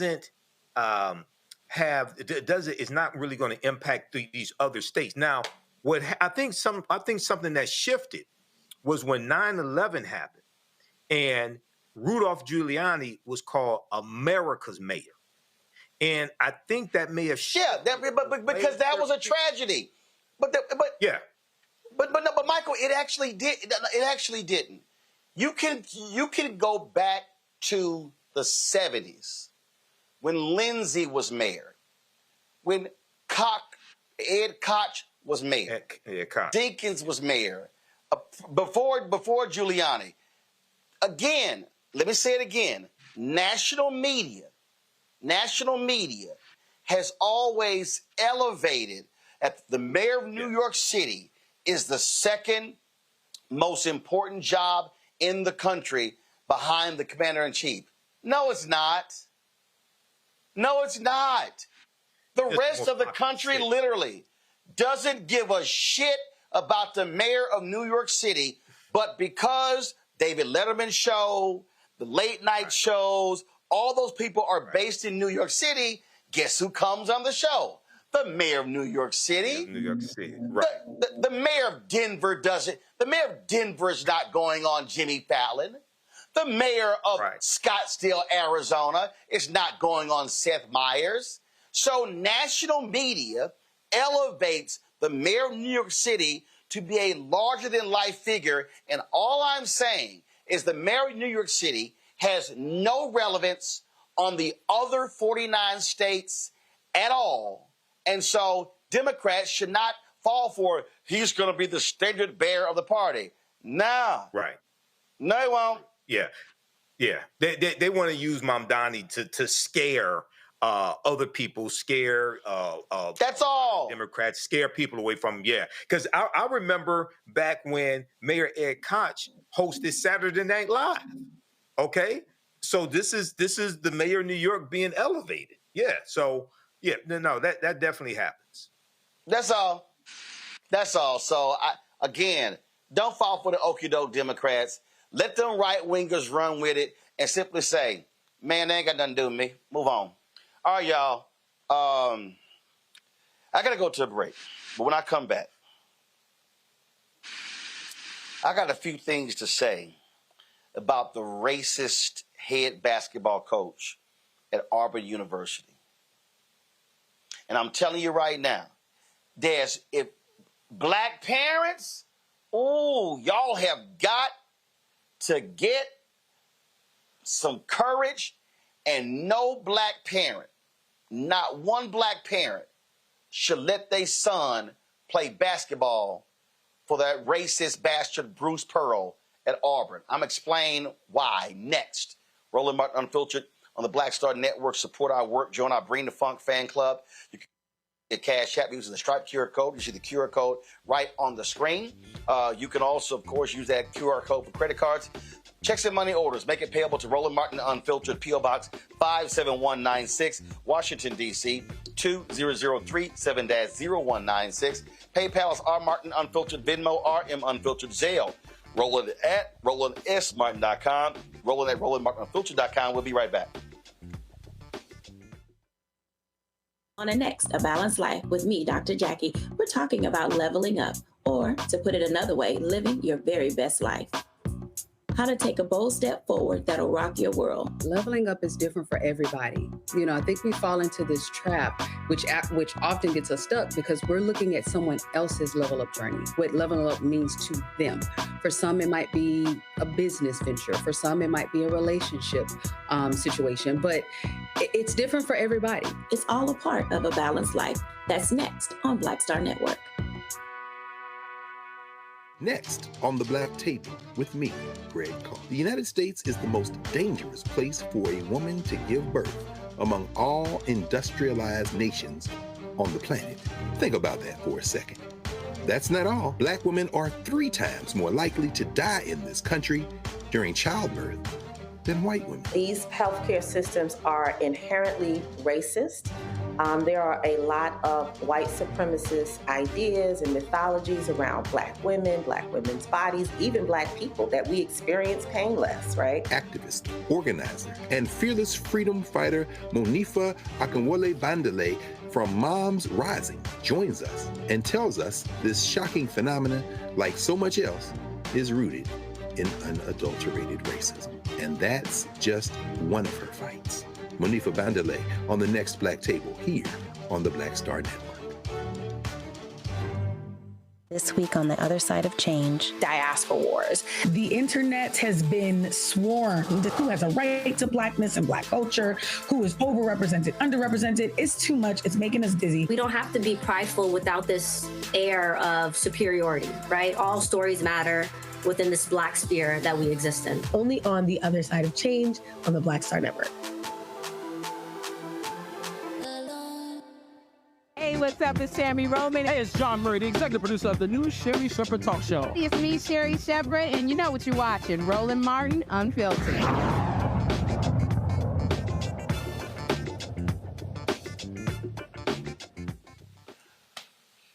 Folks, my book is called White Fear: How the Browning of America is Making White Folks Lose Their Minds.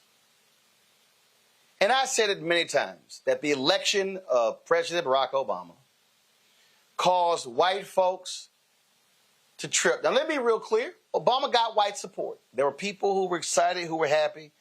But the fact of the matter is, it's some white folks in this country who could not stand the fact that a Negro, even though daddy black from Kenya, mama's white, way too much blackness in the Oval Office. Here you have Auburn basketball coach Bruce Pearl, who loves to demand unqualified support from Israel because he's Jewish. Listen to the trash that he spewed on that white right-wing rag of a media outlet, Outkick. I get so frustrated when I hear what a terrible country we are, how racist we are, how this is not the land of opportunity for everybody. Look, we've got a lot to work on, and there's racism that absolutely does exist, and it's wrong. But it's a lot better for my players than it was for their fathers or for their fathers' fathers or their fathers' fathers. And so I want my guys to recognize there are going to be obstacles, but not roadblocks. And that's what Barack Obama did. However, as our president, other than just love listening to him talk because he's such a great orator, I disagree with so many of his policies. I thought in so many ways, rather than uniting us as a country, even by race, he divided us. Everything was black and white. Everything was the obstacles that were against, my players from being successful. I'm trying to teach my guys, look, I don't want you working at Subway. I want you owning 5 of them. And that's possible. I think in many ways, Barack Obama told a different story. So it's hard to criticize him, though, because you get a lot of feedback that's really, really negative. My point on Obama the last time was this. He was calling on Israel for a ceasefire. He was calling on Israel to stop the war. He was calling on Israel, to release the hostages. And I'm like, dude, they're not the ones holding the hostages. They didn't start this war. The war and the violence and all the atrocities that go on both sides of the war end the minute that Hamas surrenders, releases the hostages.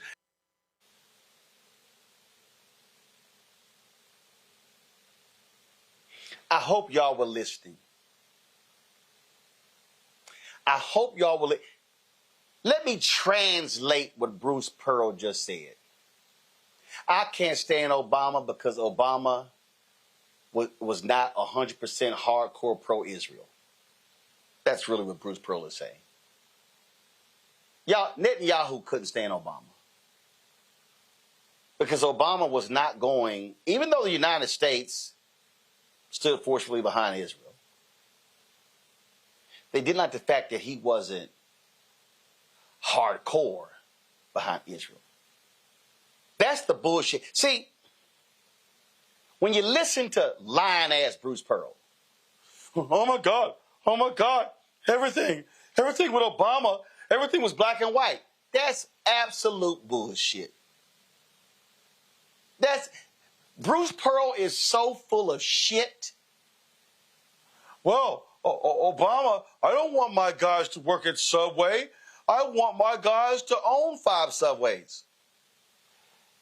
Hey, Bruce, are you aware that it was under Obama when the rules were changed to allow an increase in crowdsource funding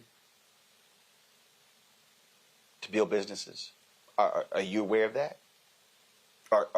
Bruce, are you aware of the economic things that Obama talked about? See, y'all, it's white people like Bruce Pearl who love to, Obama divided us. Please, Bruce, I want you to explain exactly how Obama divided us. I don't know, and maybe when I go to the panel, not right now, but maybe when I go to Michael and Raven and Matt, maybe they can help me recall just the divisive whitey go to hell speeches that Obama gave. I'm trying to remember. I'm trying to remember all of the white America, y'all can kiss my ass news conferences that Obama had.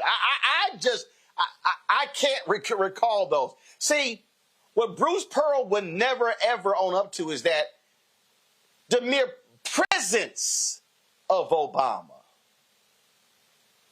is what pissed off white folks in this country. See, the Bruce Pearls of the world, see, they were, well, you know, I want my guys to know that there are obstacles and there are. Bruce, your punk ass is in Alabama. And see, y'all, Bruce Pearl has kissed so much MAGA ass. Love him some Donald Trump. But you know what I ain't never heard Bruce Pearl? I ain't never heard Bruce Pearl condemn white conservative Republicans in Alabama for trying to keep black folks out of power. I've never heard Bruce Pearl call out Donald Trump for canceling that settlement where black people in Lowndes County had sewage backing up into their yards and homes because Donald Trump called it an illegal DEI settlement. I've never, ever heard Bruce Pearl, he cares so much about his black players at Auburn. I've never, ever heard Bruce Pearl call out Alabama Governor Kay Ivey for taking COVID money to help people, but instead to build more prisons. I've never heard Bruce Pearl, who's super duper pro-Israel. I ain't never heard Bruce Pearl condemn the white conservative Republicans in Alabama for telling black cities you can't take down Confederate monuments. Matter of fact, since Bruce Pearl is talking about, how he cares about, he wants his players to own 5 subways. Show me the last time Bruce Pearl had a summit in the Black Belt of Alabama to talk about economic revitalization in Selma and Montgomery. See, by all means, I need to see Bruce Pearl standing up for what's right. See, please, Bruce Pearl, can you show me the evidence of when that black man was shot in the suburbs of Birmingham when he was with his girlfriend and black folks have been protesting the release of the body cam footage? By all means, Bruce, please show me where you were standing with the family. See, I love it when white guys like Bruce Pearl, Jewish Americans like Bruce Pearl, want to be so hardcore and adamant about Israel, but then want to say, Obama divided us, but you can't actually cite specifically what Obama said, when he said it, and how he divided us. And that's why I'm telling y'all right now, if I had a nephew, if I had a son, and they were a basketball player, I would say your ass can go to any school in America, but you're damn sure not going to play for Bruce Pearl.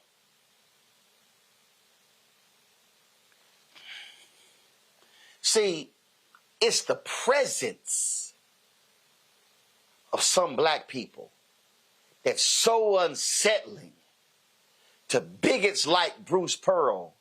Because, see, what they want is, they want the nice, quiet, yeah, boss. Yeah, boss. See, Bruce, he want them Negroes who don't look them in the eye, who bow their head and sort of walk up hunchback. See, Bruce Pearl want them Negroes. Ooh, Master Bruce, how you doing? Lord, thank you so much for being able to take my son and letting him play basketball under you. Oh, Master Bruce, please teach my son how to dress. Please, Master Bruce, teach my son how to walk. Oh, Master Bruce, teach my son how to toot. How about this, Bruce Pearl? Why don't you teach your black basketball players how not to be a cheat at basketball? Because your ass cheated at Tennessee. That's why you had a show cause from the NCAA. Your ass cheated at Alabama. That's why your assistant basketball coach, Chuck Person, got in trouble. Oh, yeah. Oh, you thought I forgot about that Adidas scandal? Oh, you forgot about that, huh? See, you now are earning millions of dollars, Bruce Pearl, being the head basketball coach at Auburn, reviving the program. But you have the audacity, the unmitigated gall, to call out Obama, saying, how he divided America and he made it everything black and white, when your punk ass is the head coach of Auburn in Alabama, and your sorry, trifling ass ain't said a word about the virulent racism and the economic opportunities that black folk have been frozen out of in your particular state. You give a damn more about the state of Israel than you do the state of Alabama. And then you call out Obama knowing full well that the reason your ass even make the $4 million you make is because you making it on the backs of black labor at Auburn. Bruce Pearl, you can go to hell with your trifling racist ass for those comments. Raven, I know about your background. I want to go to you first. I want to go to you first because this is the kind of bullshit that we have to deal with from some Jewish Americans who want to play games, but need to be called out on a bigotry and racism. Ooh, there's a lot to unpack there, Roland. I mean, I'll start with this. You know, I'm Black and Jewish. I'm a progressive woman. I talk a lot about politics, education online every day. I think that there's a lot to delve into here. But Roland, what I first want to talk about is this claim that Obama divided us as a country that you're naming, and that is a fallacy, right? I think what really divided us as a country, if we want to be honest, is that folks thought that once Obama was elected, we would be a post-racial society. Remember that whole discourse? Oh, well, we elected one Black person, so now we don't have to reckon with race anymore. We don't have to talk about it anymore. We don't have to dissect it and make good on promises around things like reparations or reconciling harm done. Well, those promises were never made, but you know, one could hope. And so, you know, I think those were the hopes. But actually, what they were met with was a president who was like, "Hey, we're going to actually talk seriously about inequities and harm done, both past and present. We're going to sit with this. We're going to hold this." And they didn't like that. And so what we got in response was a very intense, virulent white backlash. That white backlash so hard, now we have Donald Trump. And so really what I hear Bruce recirculating here is this conservative talking point that is essentially, if we don't talk about race, then it will go away, right? Y'all need to stop talking about it. And my frustration with those people is, why are you more angry at people talking about racial inequities than you are at the existence of the racial inequities? If you would like us to stop talking about them, then help us eradicate them. It is really that simple, but they don't want to do that work. They want to put their head in the sand. Now, to the point around Israel, I do want us to be really careful, right? Because I do think there is this anti-Semitic trope of dual loyalty, that Jewish Americans are always, you know, more loyal to Israel than we are to the United States. Now, certainly, as a Jewish community, we exist on a spectrum of political ideology. So obviously, Bruce and I have very differing views. For example, I wouldn't describe what's going on as a war. I would call it what it is, which is a genocide. But I do want us to be cognizant of how we talk about these particular positionalities in terms of Israel. I mean, look, there are some folks who are going to look at Obama's positionality, his statement that he put out about calling for a ceasefire, and they're going to say exactly what Bruce said. But the truth is, Israel does need to be held to account. The leadership in Israel needs to be held to account. It is not radical to call for a ceasefire. It should be commonplace. It is the right thing to do. And those who want to pretend that he's being performing or behaving beyond the pale are moving in ways that are profoundly and fundamentally disingenuous. The reason I specifically called him out for his hardcore pro-Israel support is I've seen numerous tweets. I've seen his love for Donald Trump and his constant comments about Israel. But the point that I'm making is, and again, he can be pro-Israel. I don't care. That's fine. It doesn't matter. Even if he is close to Netanyahu, I'm fine with that. My problem is when you want to try to call out Obama, saying he divided the country, and when you're Bruce Pearl, you have been far more vocal about what's happening in Israel than you've been what's happening against black folks in Alabama, when he is one of the highest paid public employees in the entire state, probably third or fourth behind the head football coach at Alabama and Auburn.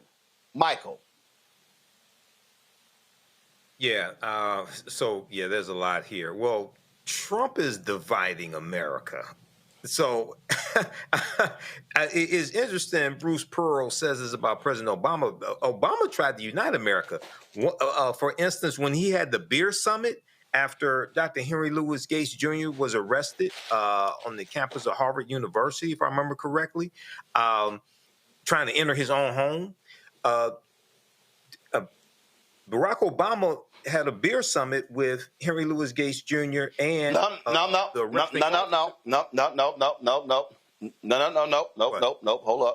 Hold up. We got to tell the truth about that. We got to tell the truth. Go ahead. Obama did not want to have a beer summit. No, Obama didn't want to have a beer summit. Yep. Here's what happened with that. In that news conference, President Obama said the Cambridge, Massachusetts cops acted stupidly in arresting Skip Gates after it was determined that was his house.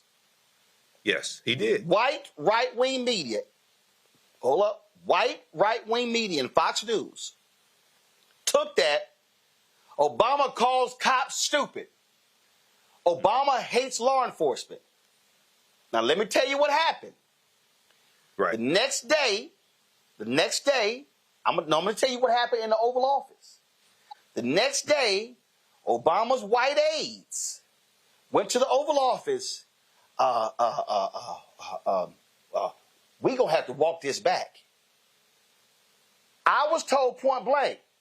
Obama said, get out of here with that. His white aides then went and congregated, trying to figure out, this is going to be a problem. This is going to be a problem. Then there was a huge fight with the black aides, because the black aides said, the hell y'all talking about? The black aides said, we walk out of this building and we can't get a cab outside.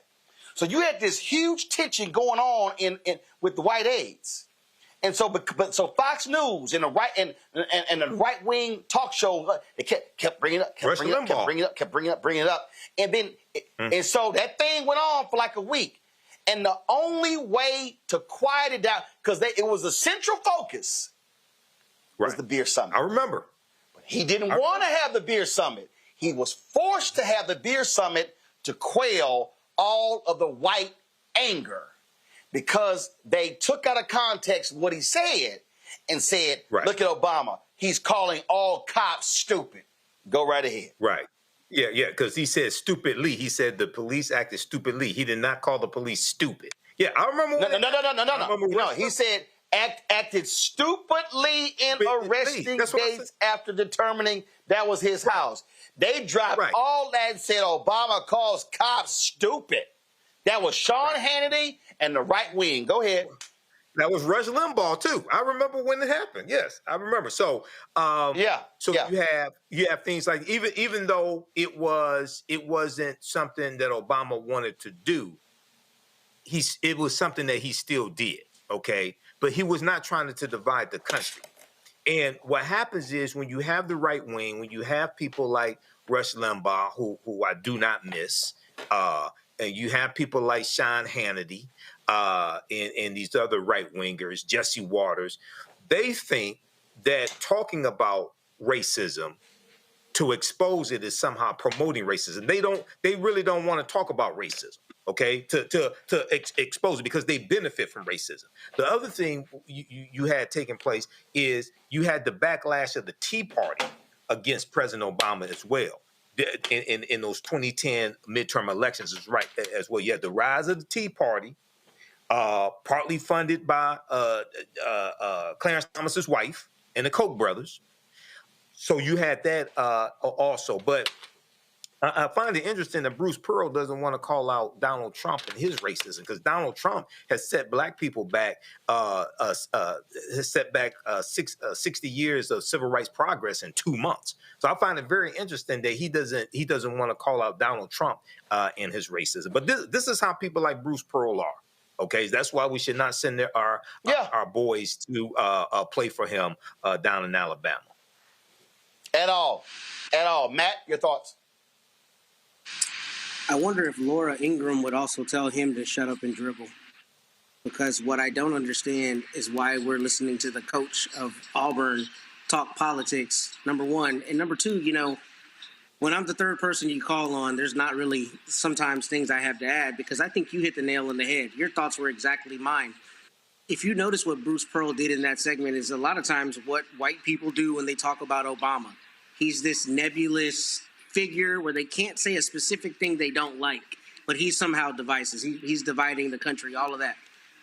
Despite, as you said, President Trump in the White House making it a hallmark of his candidacy and a hallmark of his administrations both times to be as direct and as openly inviting of racism as any person who's ever been in the White House, more so than anyone, right?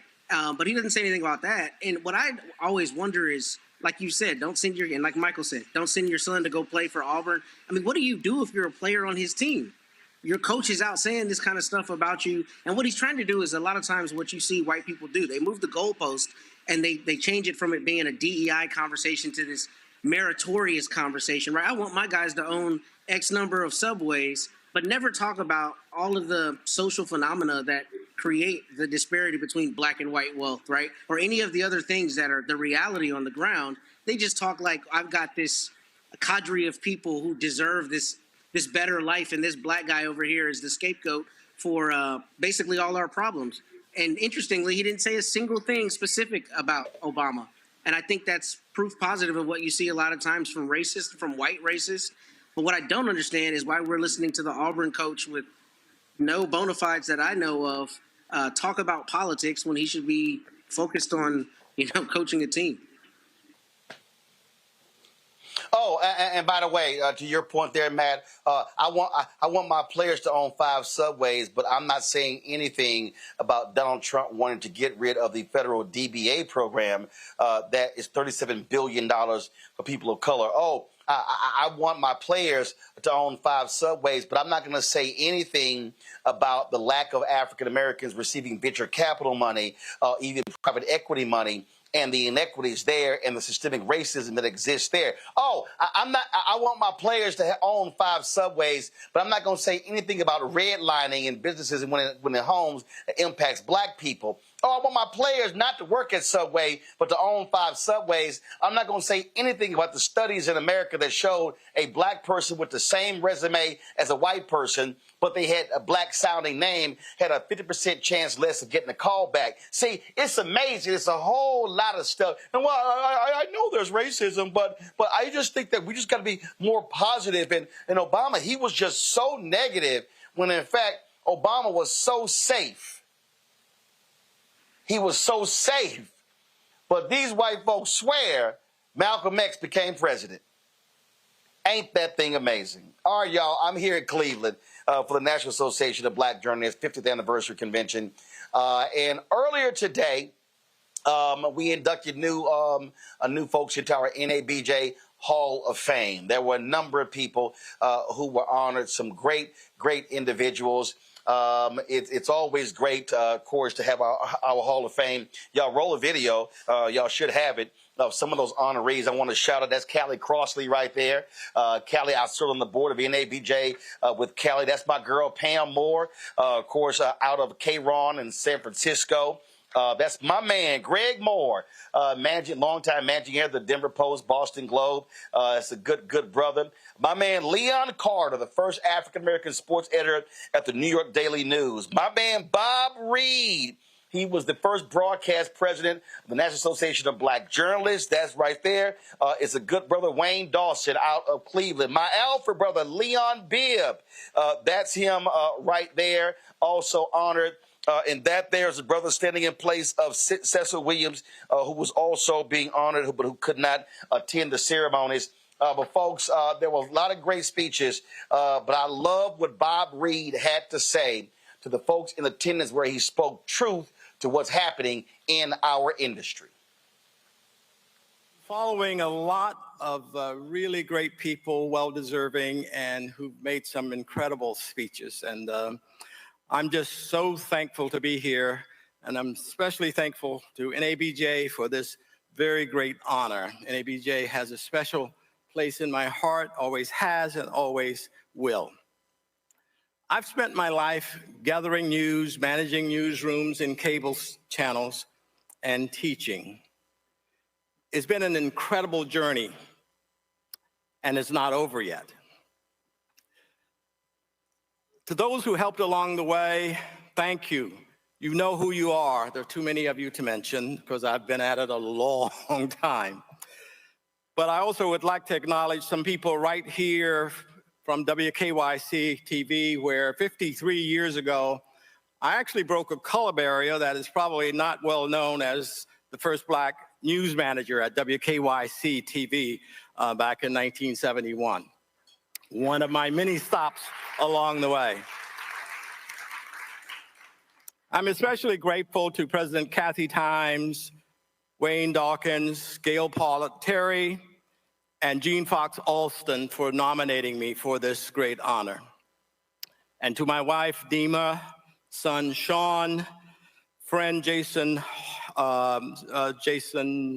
Horton, and first cousins, Vincent and Rosalina Brookins, my Cleveland cousins, that is, who are here in the room with me today to celebrate. My grandfather thought I'd preach. My mother hoped for a lawyer. Some teachers said politicians, but I followed my own dream and fell in love with journalism. But in the 60s, the 1960s that is, there were very few role models for black Georgia farm boys taught with secondhand books in segregated schools. So I blazed my own trail. By 1975, I was a manager at NBC News in New York when NABJ was founded. And 4 years later, President Vernon Jarrett urged me to take the helm. And even as some blacks, and he handed me the baton, actually, even as some blacks and many whites wondered why NABJ was necessary. Now, hard-earned gains by black journalists, and indeed black people, are under assault as too woke. Now, I'm old enough to remember when managers falsely claimed they couldn't find qualified blacks to hire. Now the government's anti-DEI orders question the need to even try. With legacy media flailing, internet lies outrun the truth, no editors, no consensus, no accountability. I sustained my career through the years by continual reinvention. And to the young people here today, I say, you can do that too. If nobody is hiring, hire yourself. Create, innovate. Because a free press is the ultimate weapon of democracy. And our voices are desperately needed to challenge power, to report the truth, to preserve the black perspective in a universe, a media universe, ruled by bots, bullies, billionaires, and bigots. Unless we speak up, get into what John Lewis, the great and late John Lewis, called good trouble, NABJ and even the imperfect democracy our ancestors died for could be reduced to fading memories of an impossible dream. And history will say, when they came for us, we were silent. Our freedoms already lost. So NABJ, keep fighting for justice and equality until victory is won. Thank you very much, NABJ.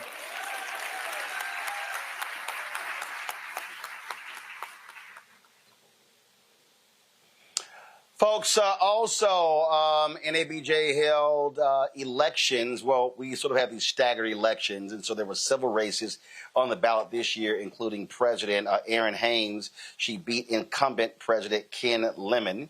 Walter Randolph, Vice President Broadcast, he beat Raylan Johnson by 1 vote to remain Vice President Broadcast. Corey Atkinson was elected Secretary, and I was elected Vice President Digital. This will be my 4th time serving on the board of directors, 2nd time as Vice President Digital. Here is Erin Haynes with her acceptance speech at the news conference that announced the results.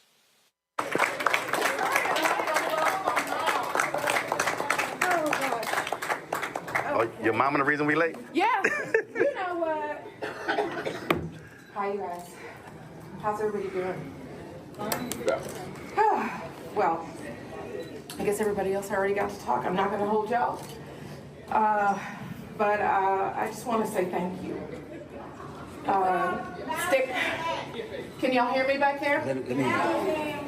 Okay. Well, hello, NABJ family. Standing here as your next president is truly one of the great honors of my life and my career. I'm filled with such deep gratitude and the trust that all of you have placed in me. For the example of our founders, and for the power of this organization that has sustained and inspired me since I was a student journalist. 50 years ago, 44 black journalists came together in a Washington hotel room and took a risk for the sake of truth, and took a risk for the sake of representation and justice. They stood up in an industry that too often sought to erase us and insisted that we belong here, that our voices matter, and that our stories matter. That courage built the foundation that I stand on today. So I want to honor those 50 years of bold reporting, of advocacy, of mentoring, of opening doors, and refusing to let them close behind us. But we also recognize that that work is far from finished. In fact, the attacks on black journalism, on the truth, and on our democracy make it clear that our next 50 years must be just as courageous, just as relentless, and just as visionary as our first. I just want to take a minute to thank my fellow candidates and to thank our outgoing President, Ken Lemon.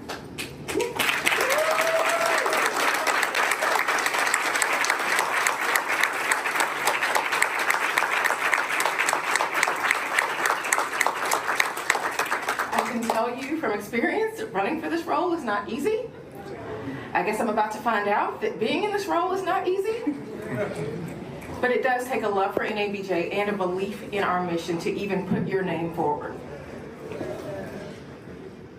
For those of you who are not standing up here today, we may have had different ideas about how to lead, but I want to say that our shared commitment to this organization is the thing that matters the most. So I want to ask each one of you, I want to ask everybody in this room, and I want to ask every single member of NABJ to join us now in unity. We will need all of us together to meet this moment ahead and the attacks that are outside that door, not in this organization. Because the truth is that we are facing a time when the forces of erasure and exclusion are working overtime to silence black voices, to distort our history, and to undermine our role as truth tellers. I said yesterday, NABJ is the conscience of our profession. This is not a time for division. This is a time for us to lock arms, for us to advocate fiercely, for us to innovate boldly, and for us to ensure that NABJ remains not just relevant, but indispensable. Because our next 50 years are going to be defined by how we respond right now. How we fight for newsroom equity, how we defend press freedom, how we nurture the next generation, and how we insist on telling the full, unvarnished story of America. I promise all of you, I'm going to lead with transparency. I'm going to listen with intention, and I will act with the urgency that this moment demands. Together, we will honor our legacy, not just by preserving it, but by pushing us forward. So thank you, NABJ family, and let's get to work on our story, our moment, and our future. Thank you.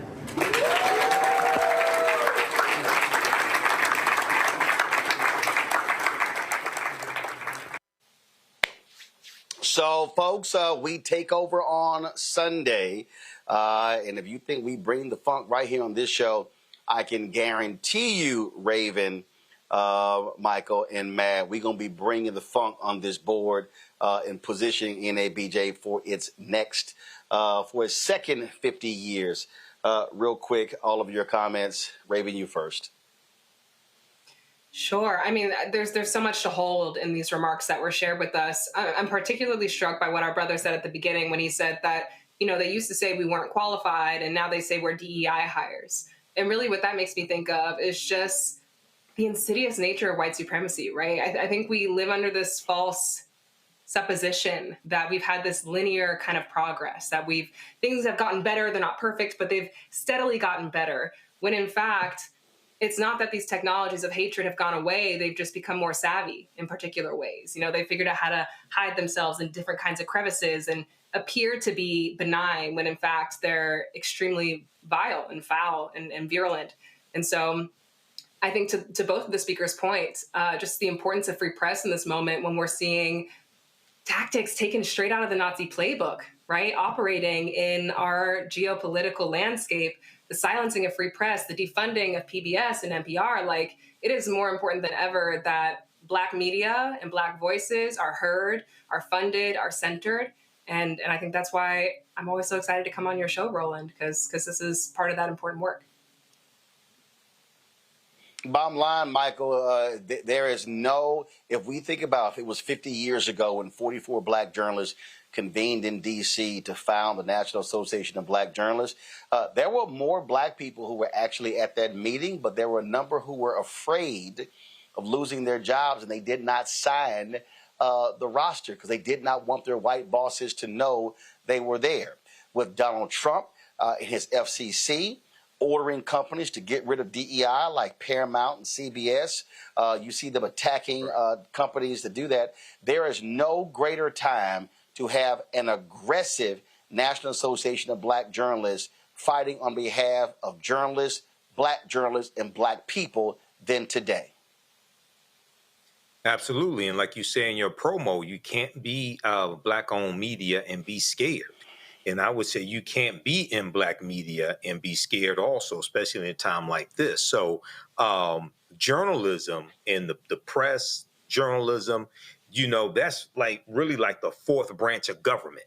And that helps to keep in line and put a check on the other three branches of government. And a totalitarian move is to intimidate and try to take control of the press, take control over media companies, things of this nature. This is exactly what Donald Trump is doing. So African-American journalists are needed now more than ever, especially at a time when you have Black social media disinformation agents on social media and how lies on social media can spread so quickly. You have to have culturally competent African-American journalists that can reach the people and get the truth to them also. So congratulations, Roland. I'll look to see what comes this next year. And I need to join NABJ as well. I've been in media 15 years, so I need to join NABJ also. And the reality, Matt, look, we have 37 vendors at our job fair. Normally we have upwards of 100. We are seeing the direct impact of the attacks on DEI. We probably are going to have, according to our finance committee, a $700,000 deficit with this convention because of all the companies that were here last year that did not return. People need to understand nearly every Black nonprofit in America is being negatively impacted by the attacks of Donald Trump, MAGA, and the Republicans on DEI and other efforts. These companies, a lot of them this gives them cover. A lot of them didn't want to do this in the first place. But I have been consistently saying what we're seeing is an effort to defund Black America.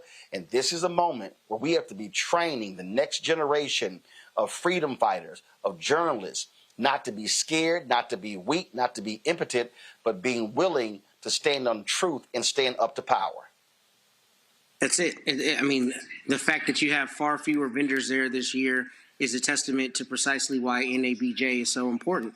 Because, right now he's trying to silence people that are saying things he doesn't like. So we need the people who are unafraid to continue speaking truth to power. So congratulations on your election. I don't know why anybody would ever let you be in control of anything, but that's a different conversation.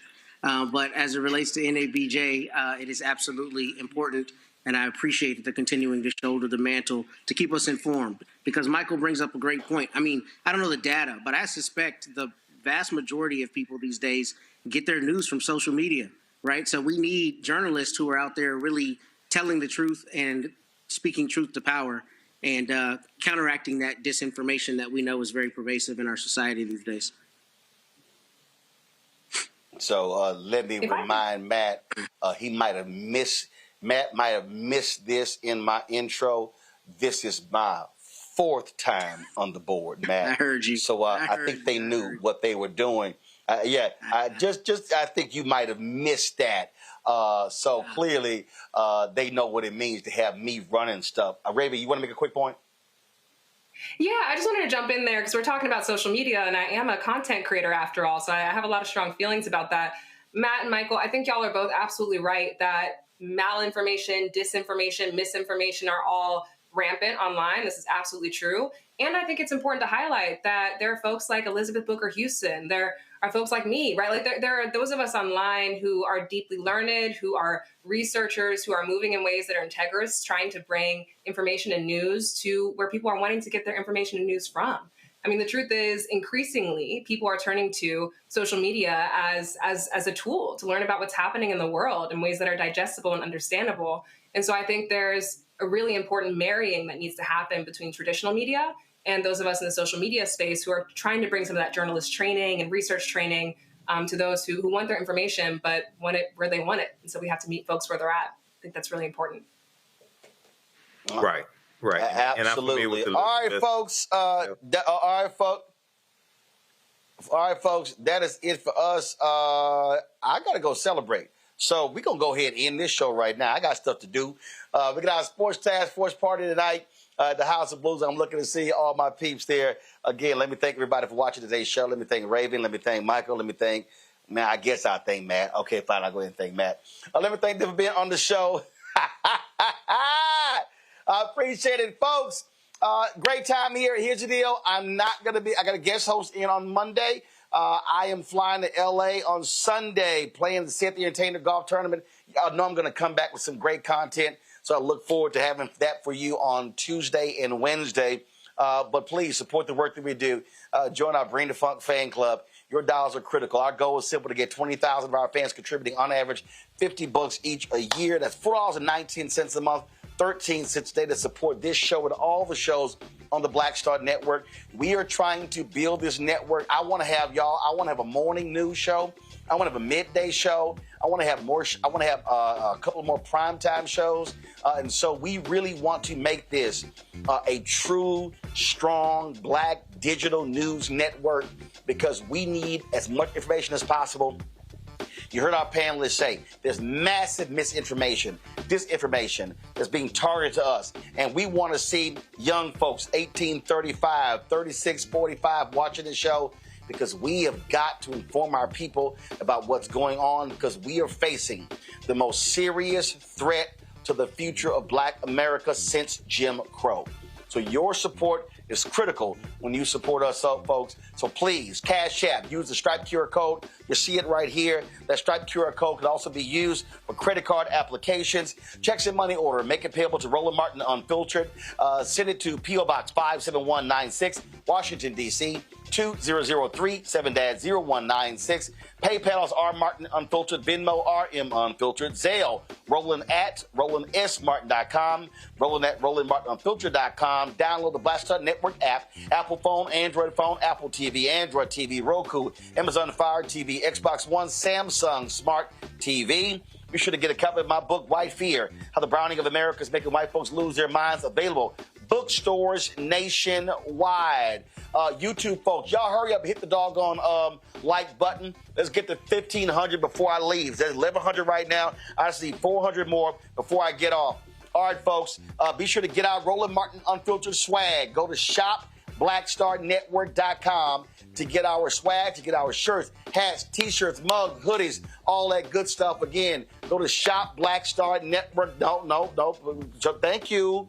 That's right. Here are our T-shirts. Get our hot shirt. Don't blame me. I voted for the black woman. Get all of that stuff. Shop BlackStarNetwork.com. Now, for the other black-owned products on that we have, go to shopBlackStarNetwork.com. You can go check all of it out right now on the website. Don't forget our podcast, iHeartRadio Network. We're on all the platforms, Spotify, Apple, you name it, Amazon Music, all of those podcasts. And don't forget, support and download the app Fanbase. If you want to invest in the Fanbase, go to startengine.com/Fanbase, startengine.com/Fanbase. Folks, that's it. I'll see y'all tomorrow. I'll see y'all Monday right here. Roland Martin Unfiltered on the Black Star Network.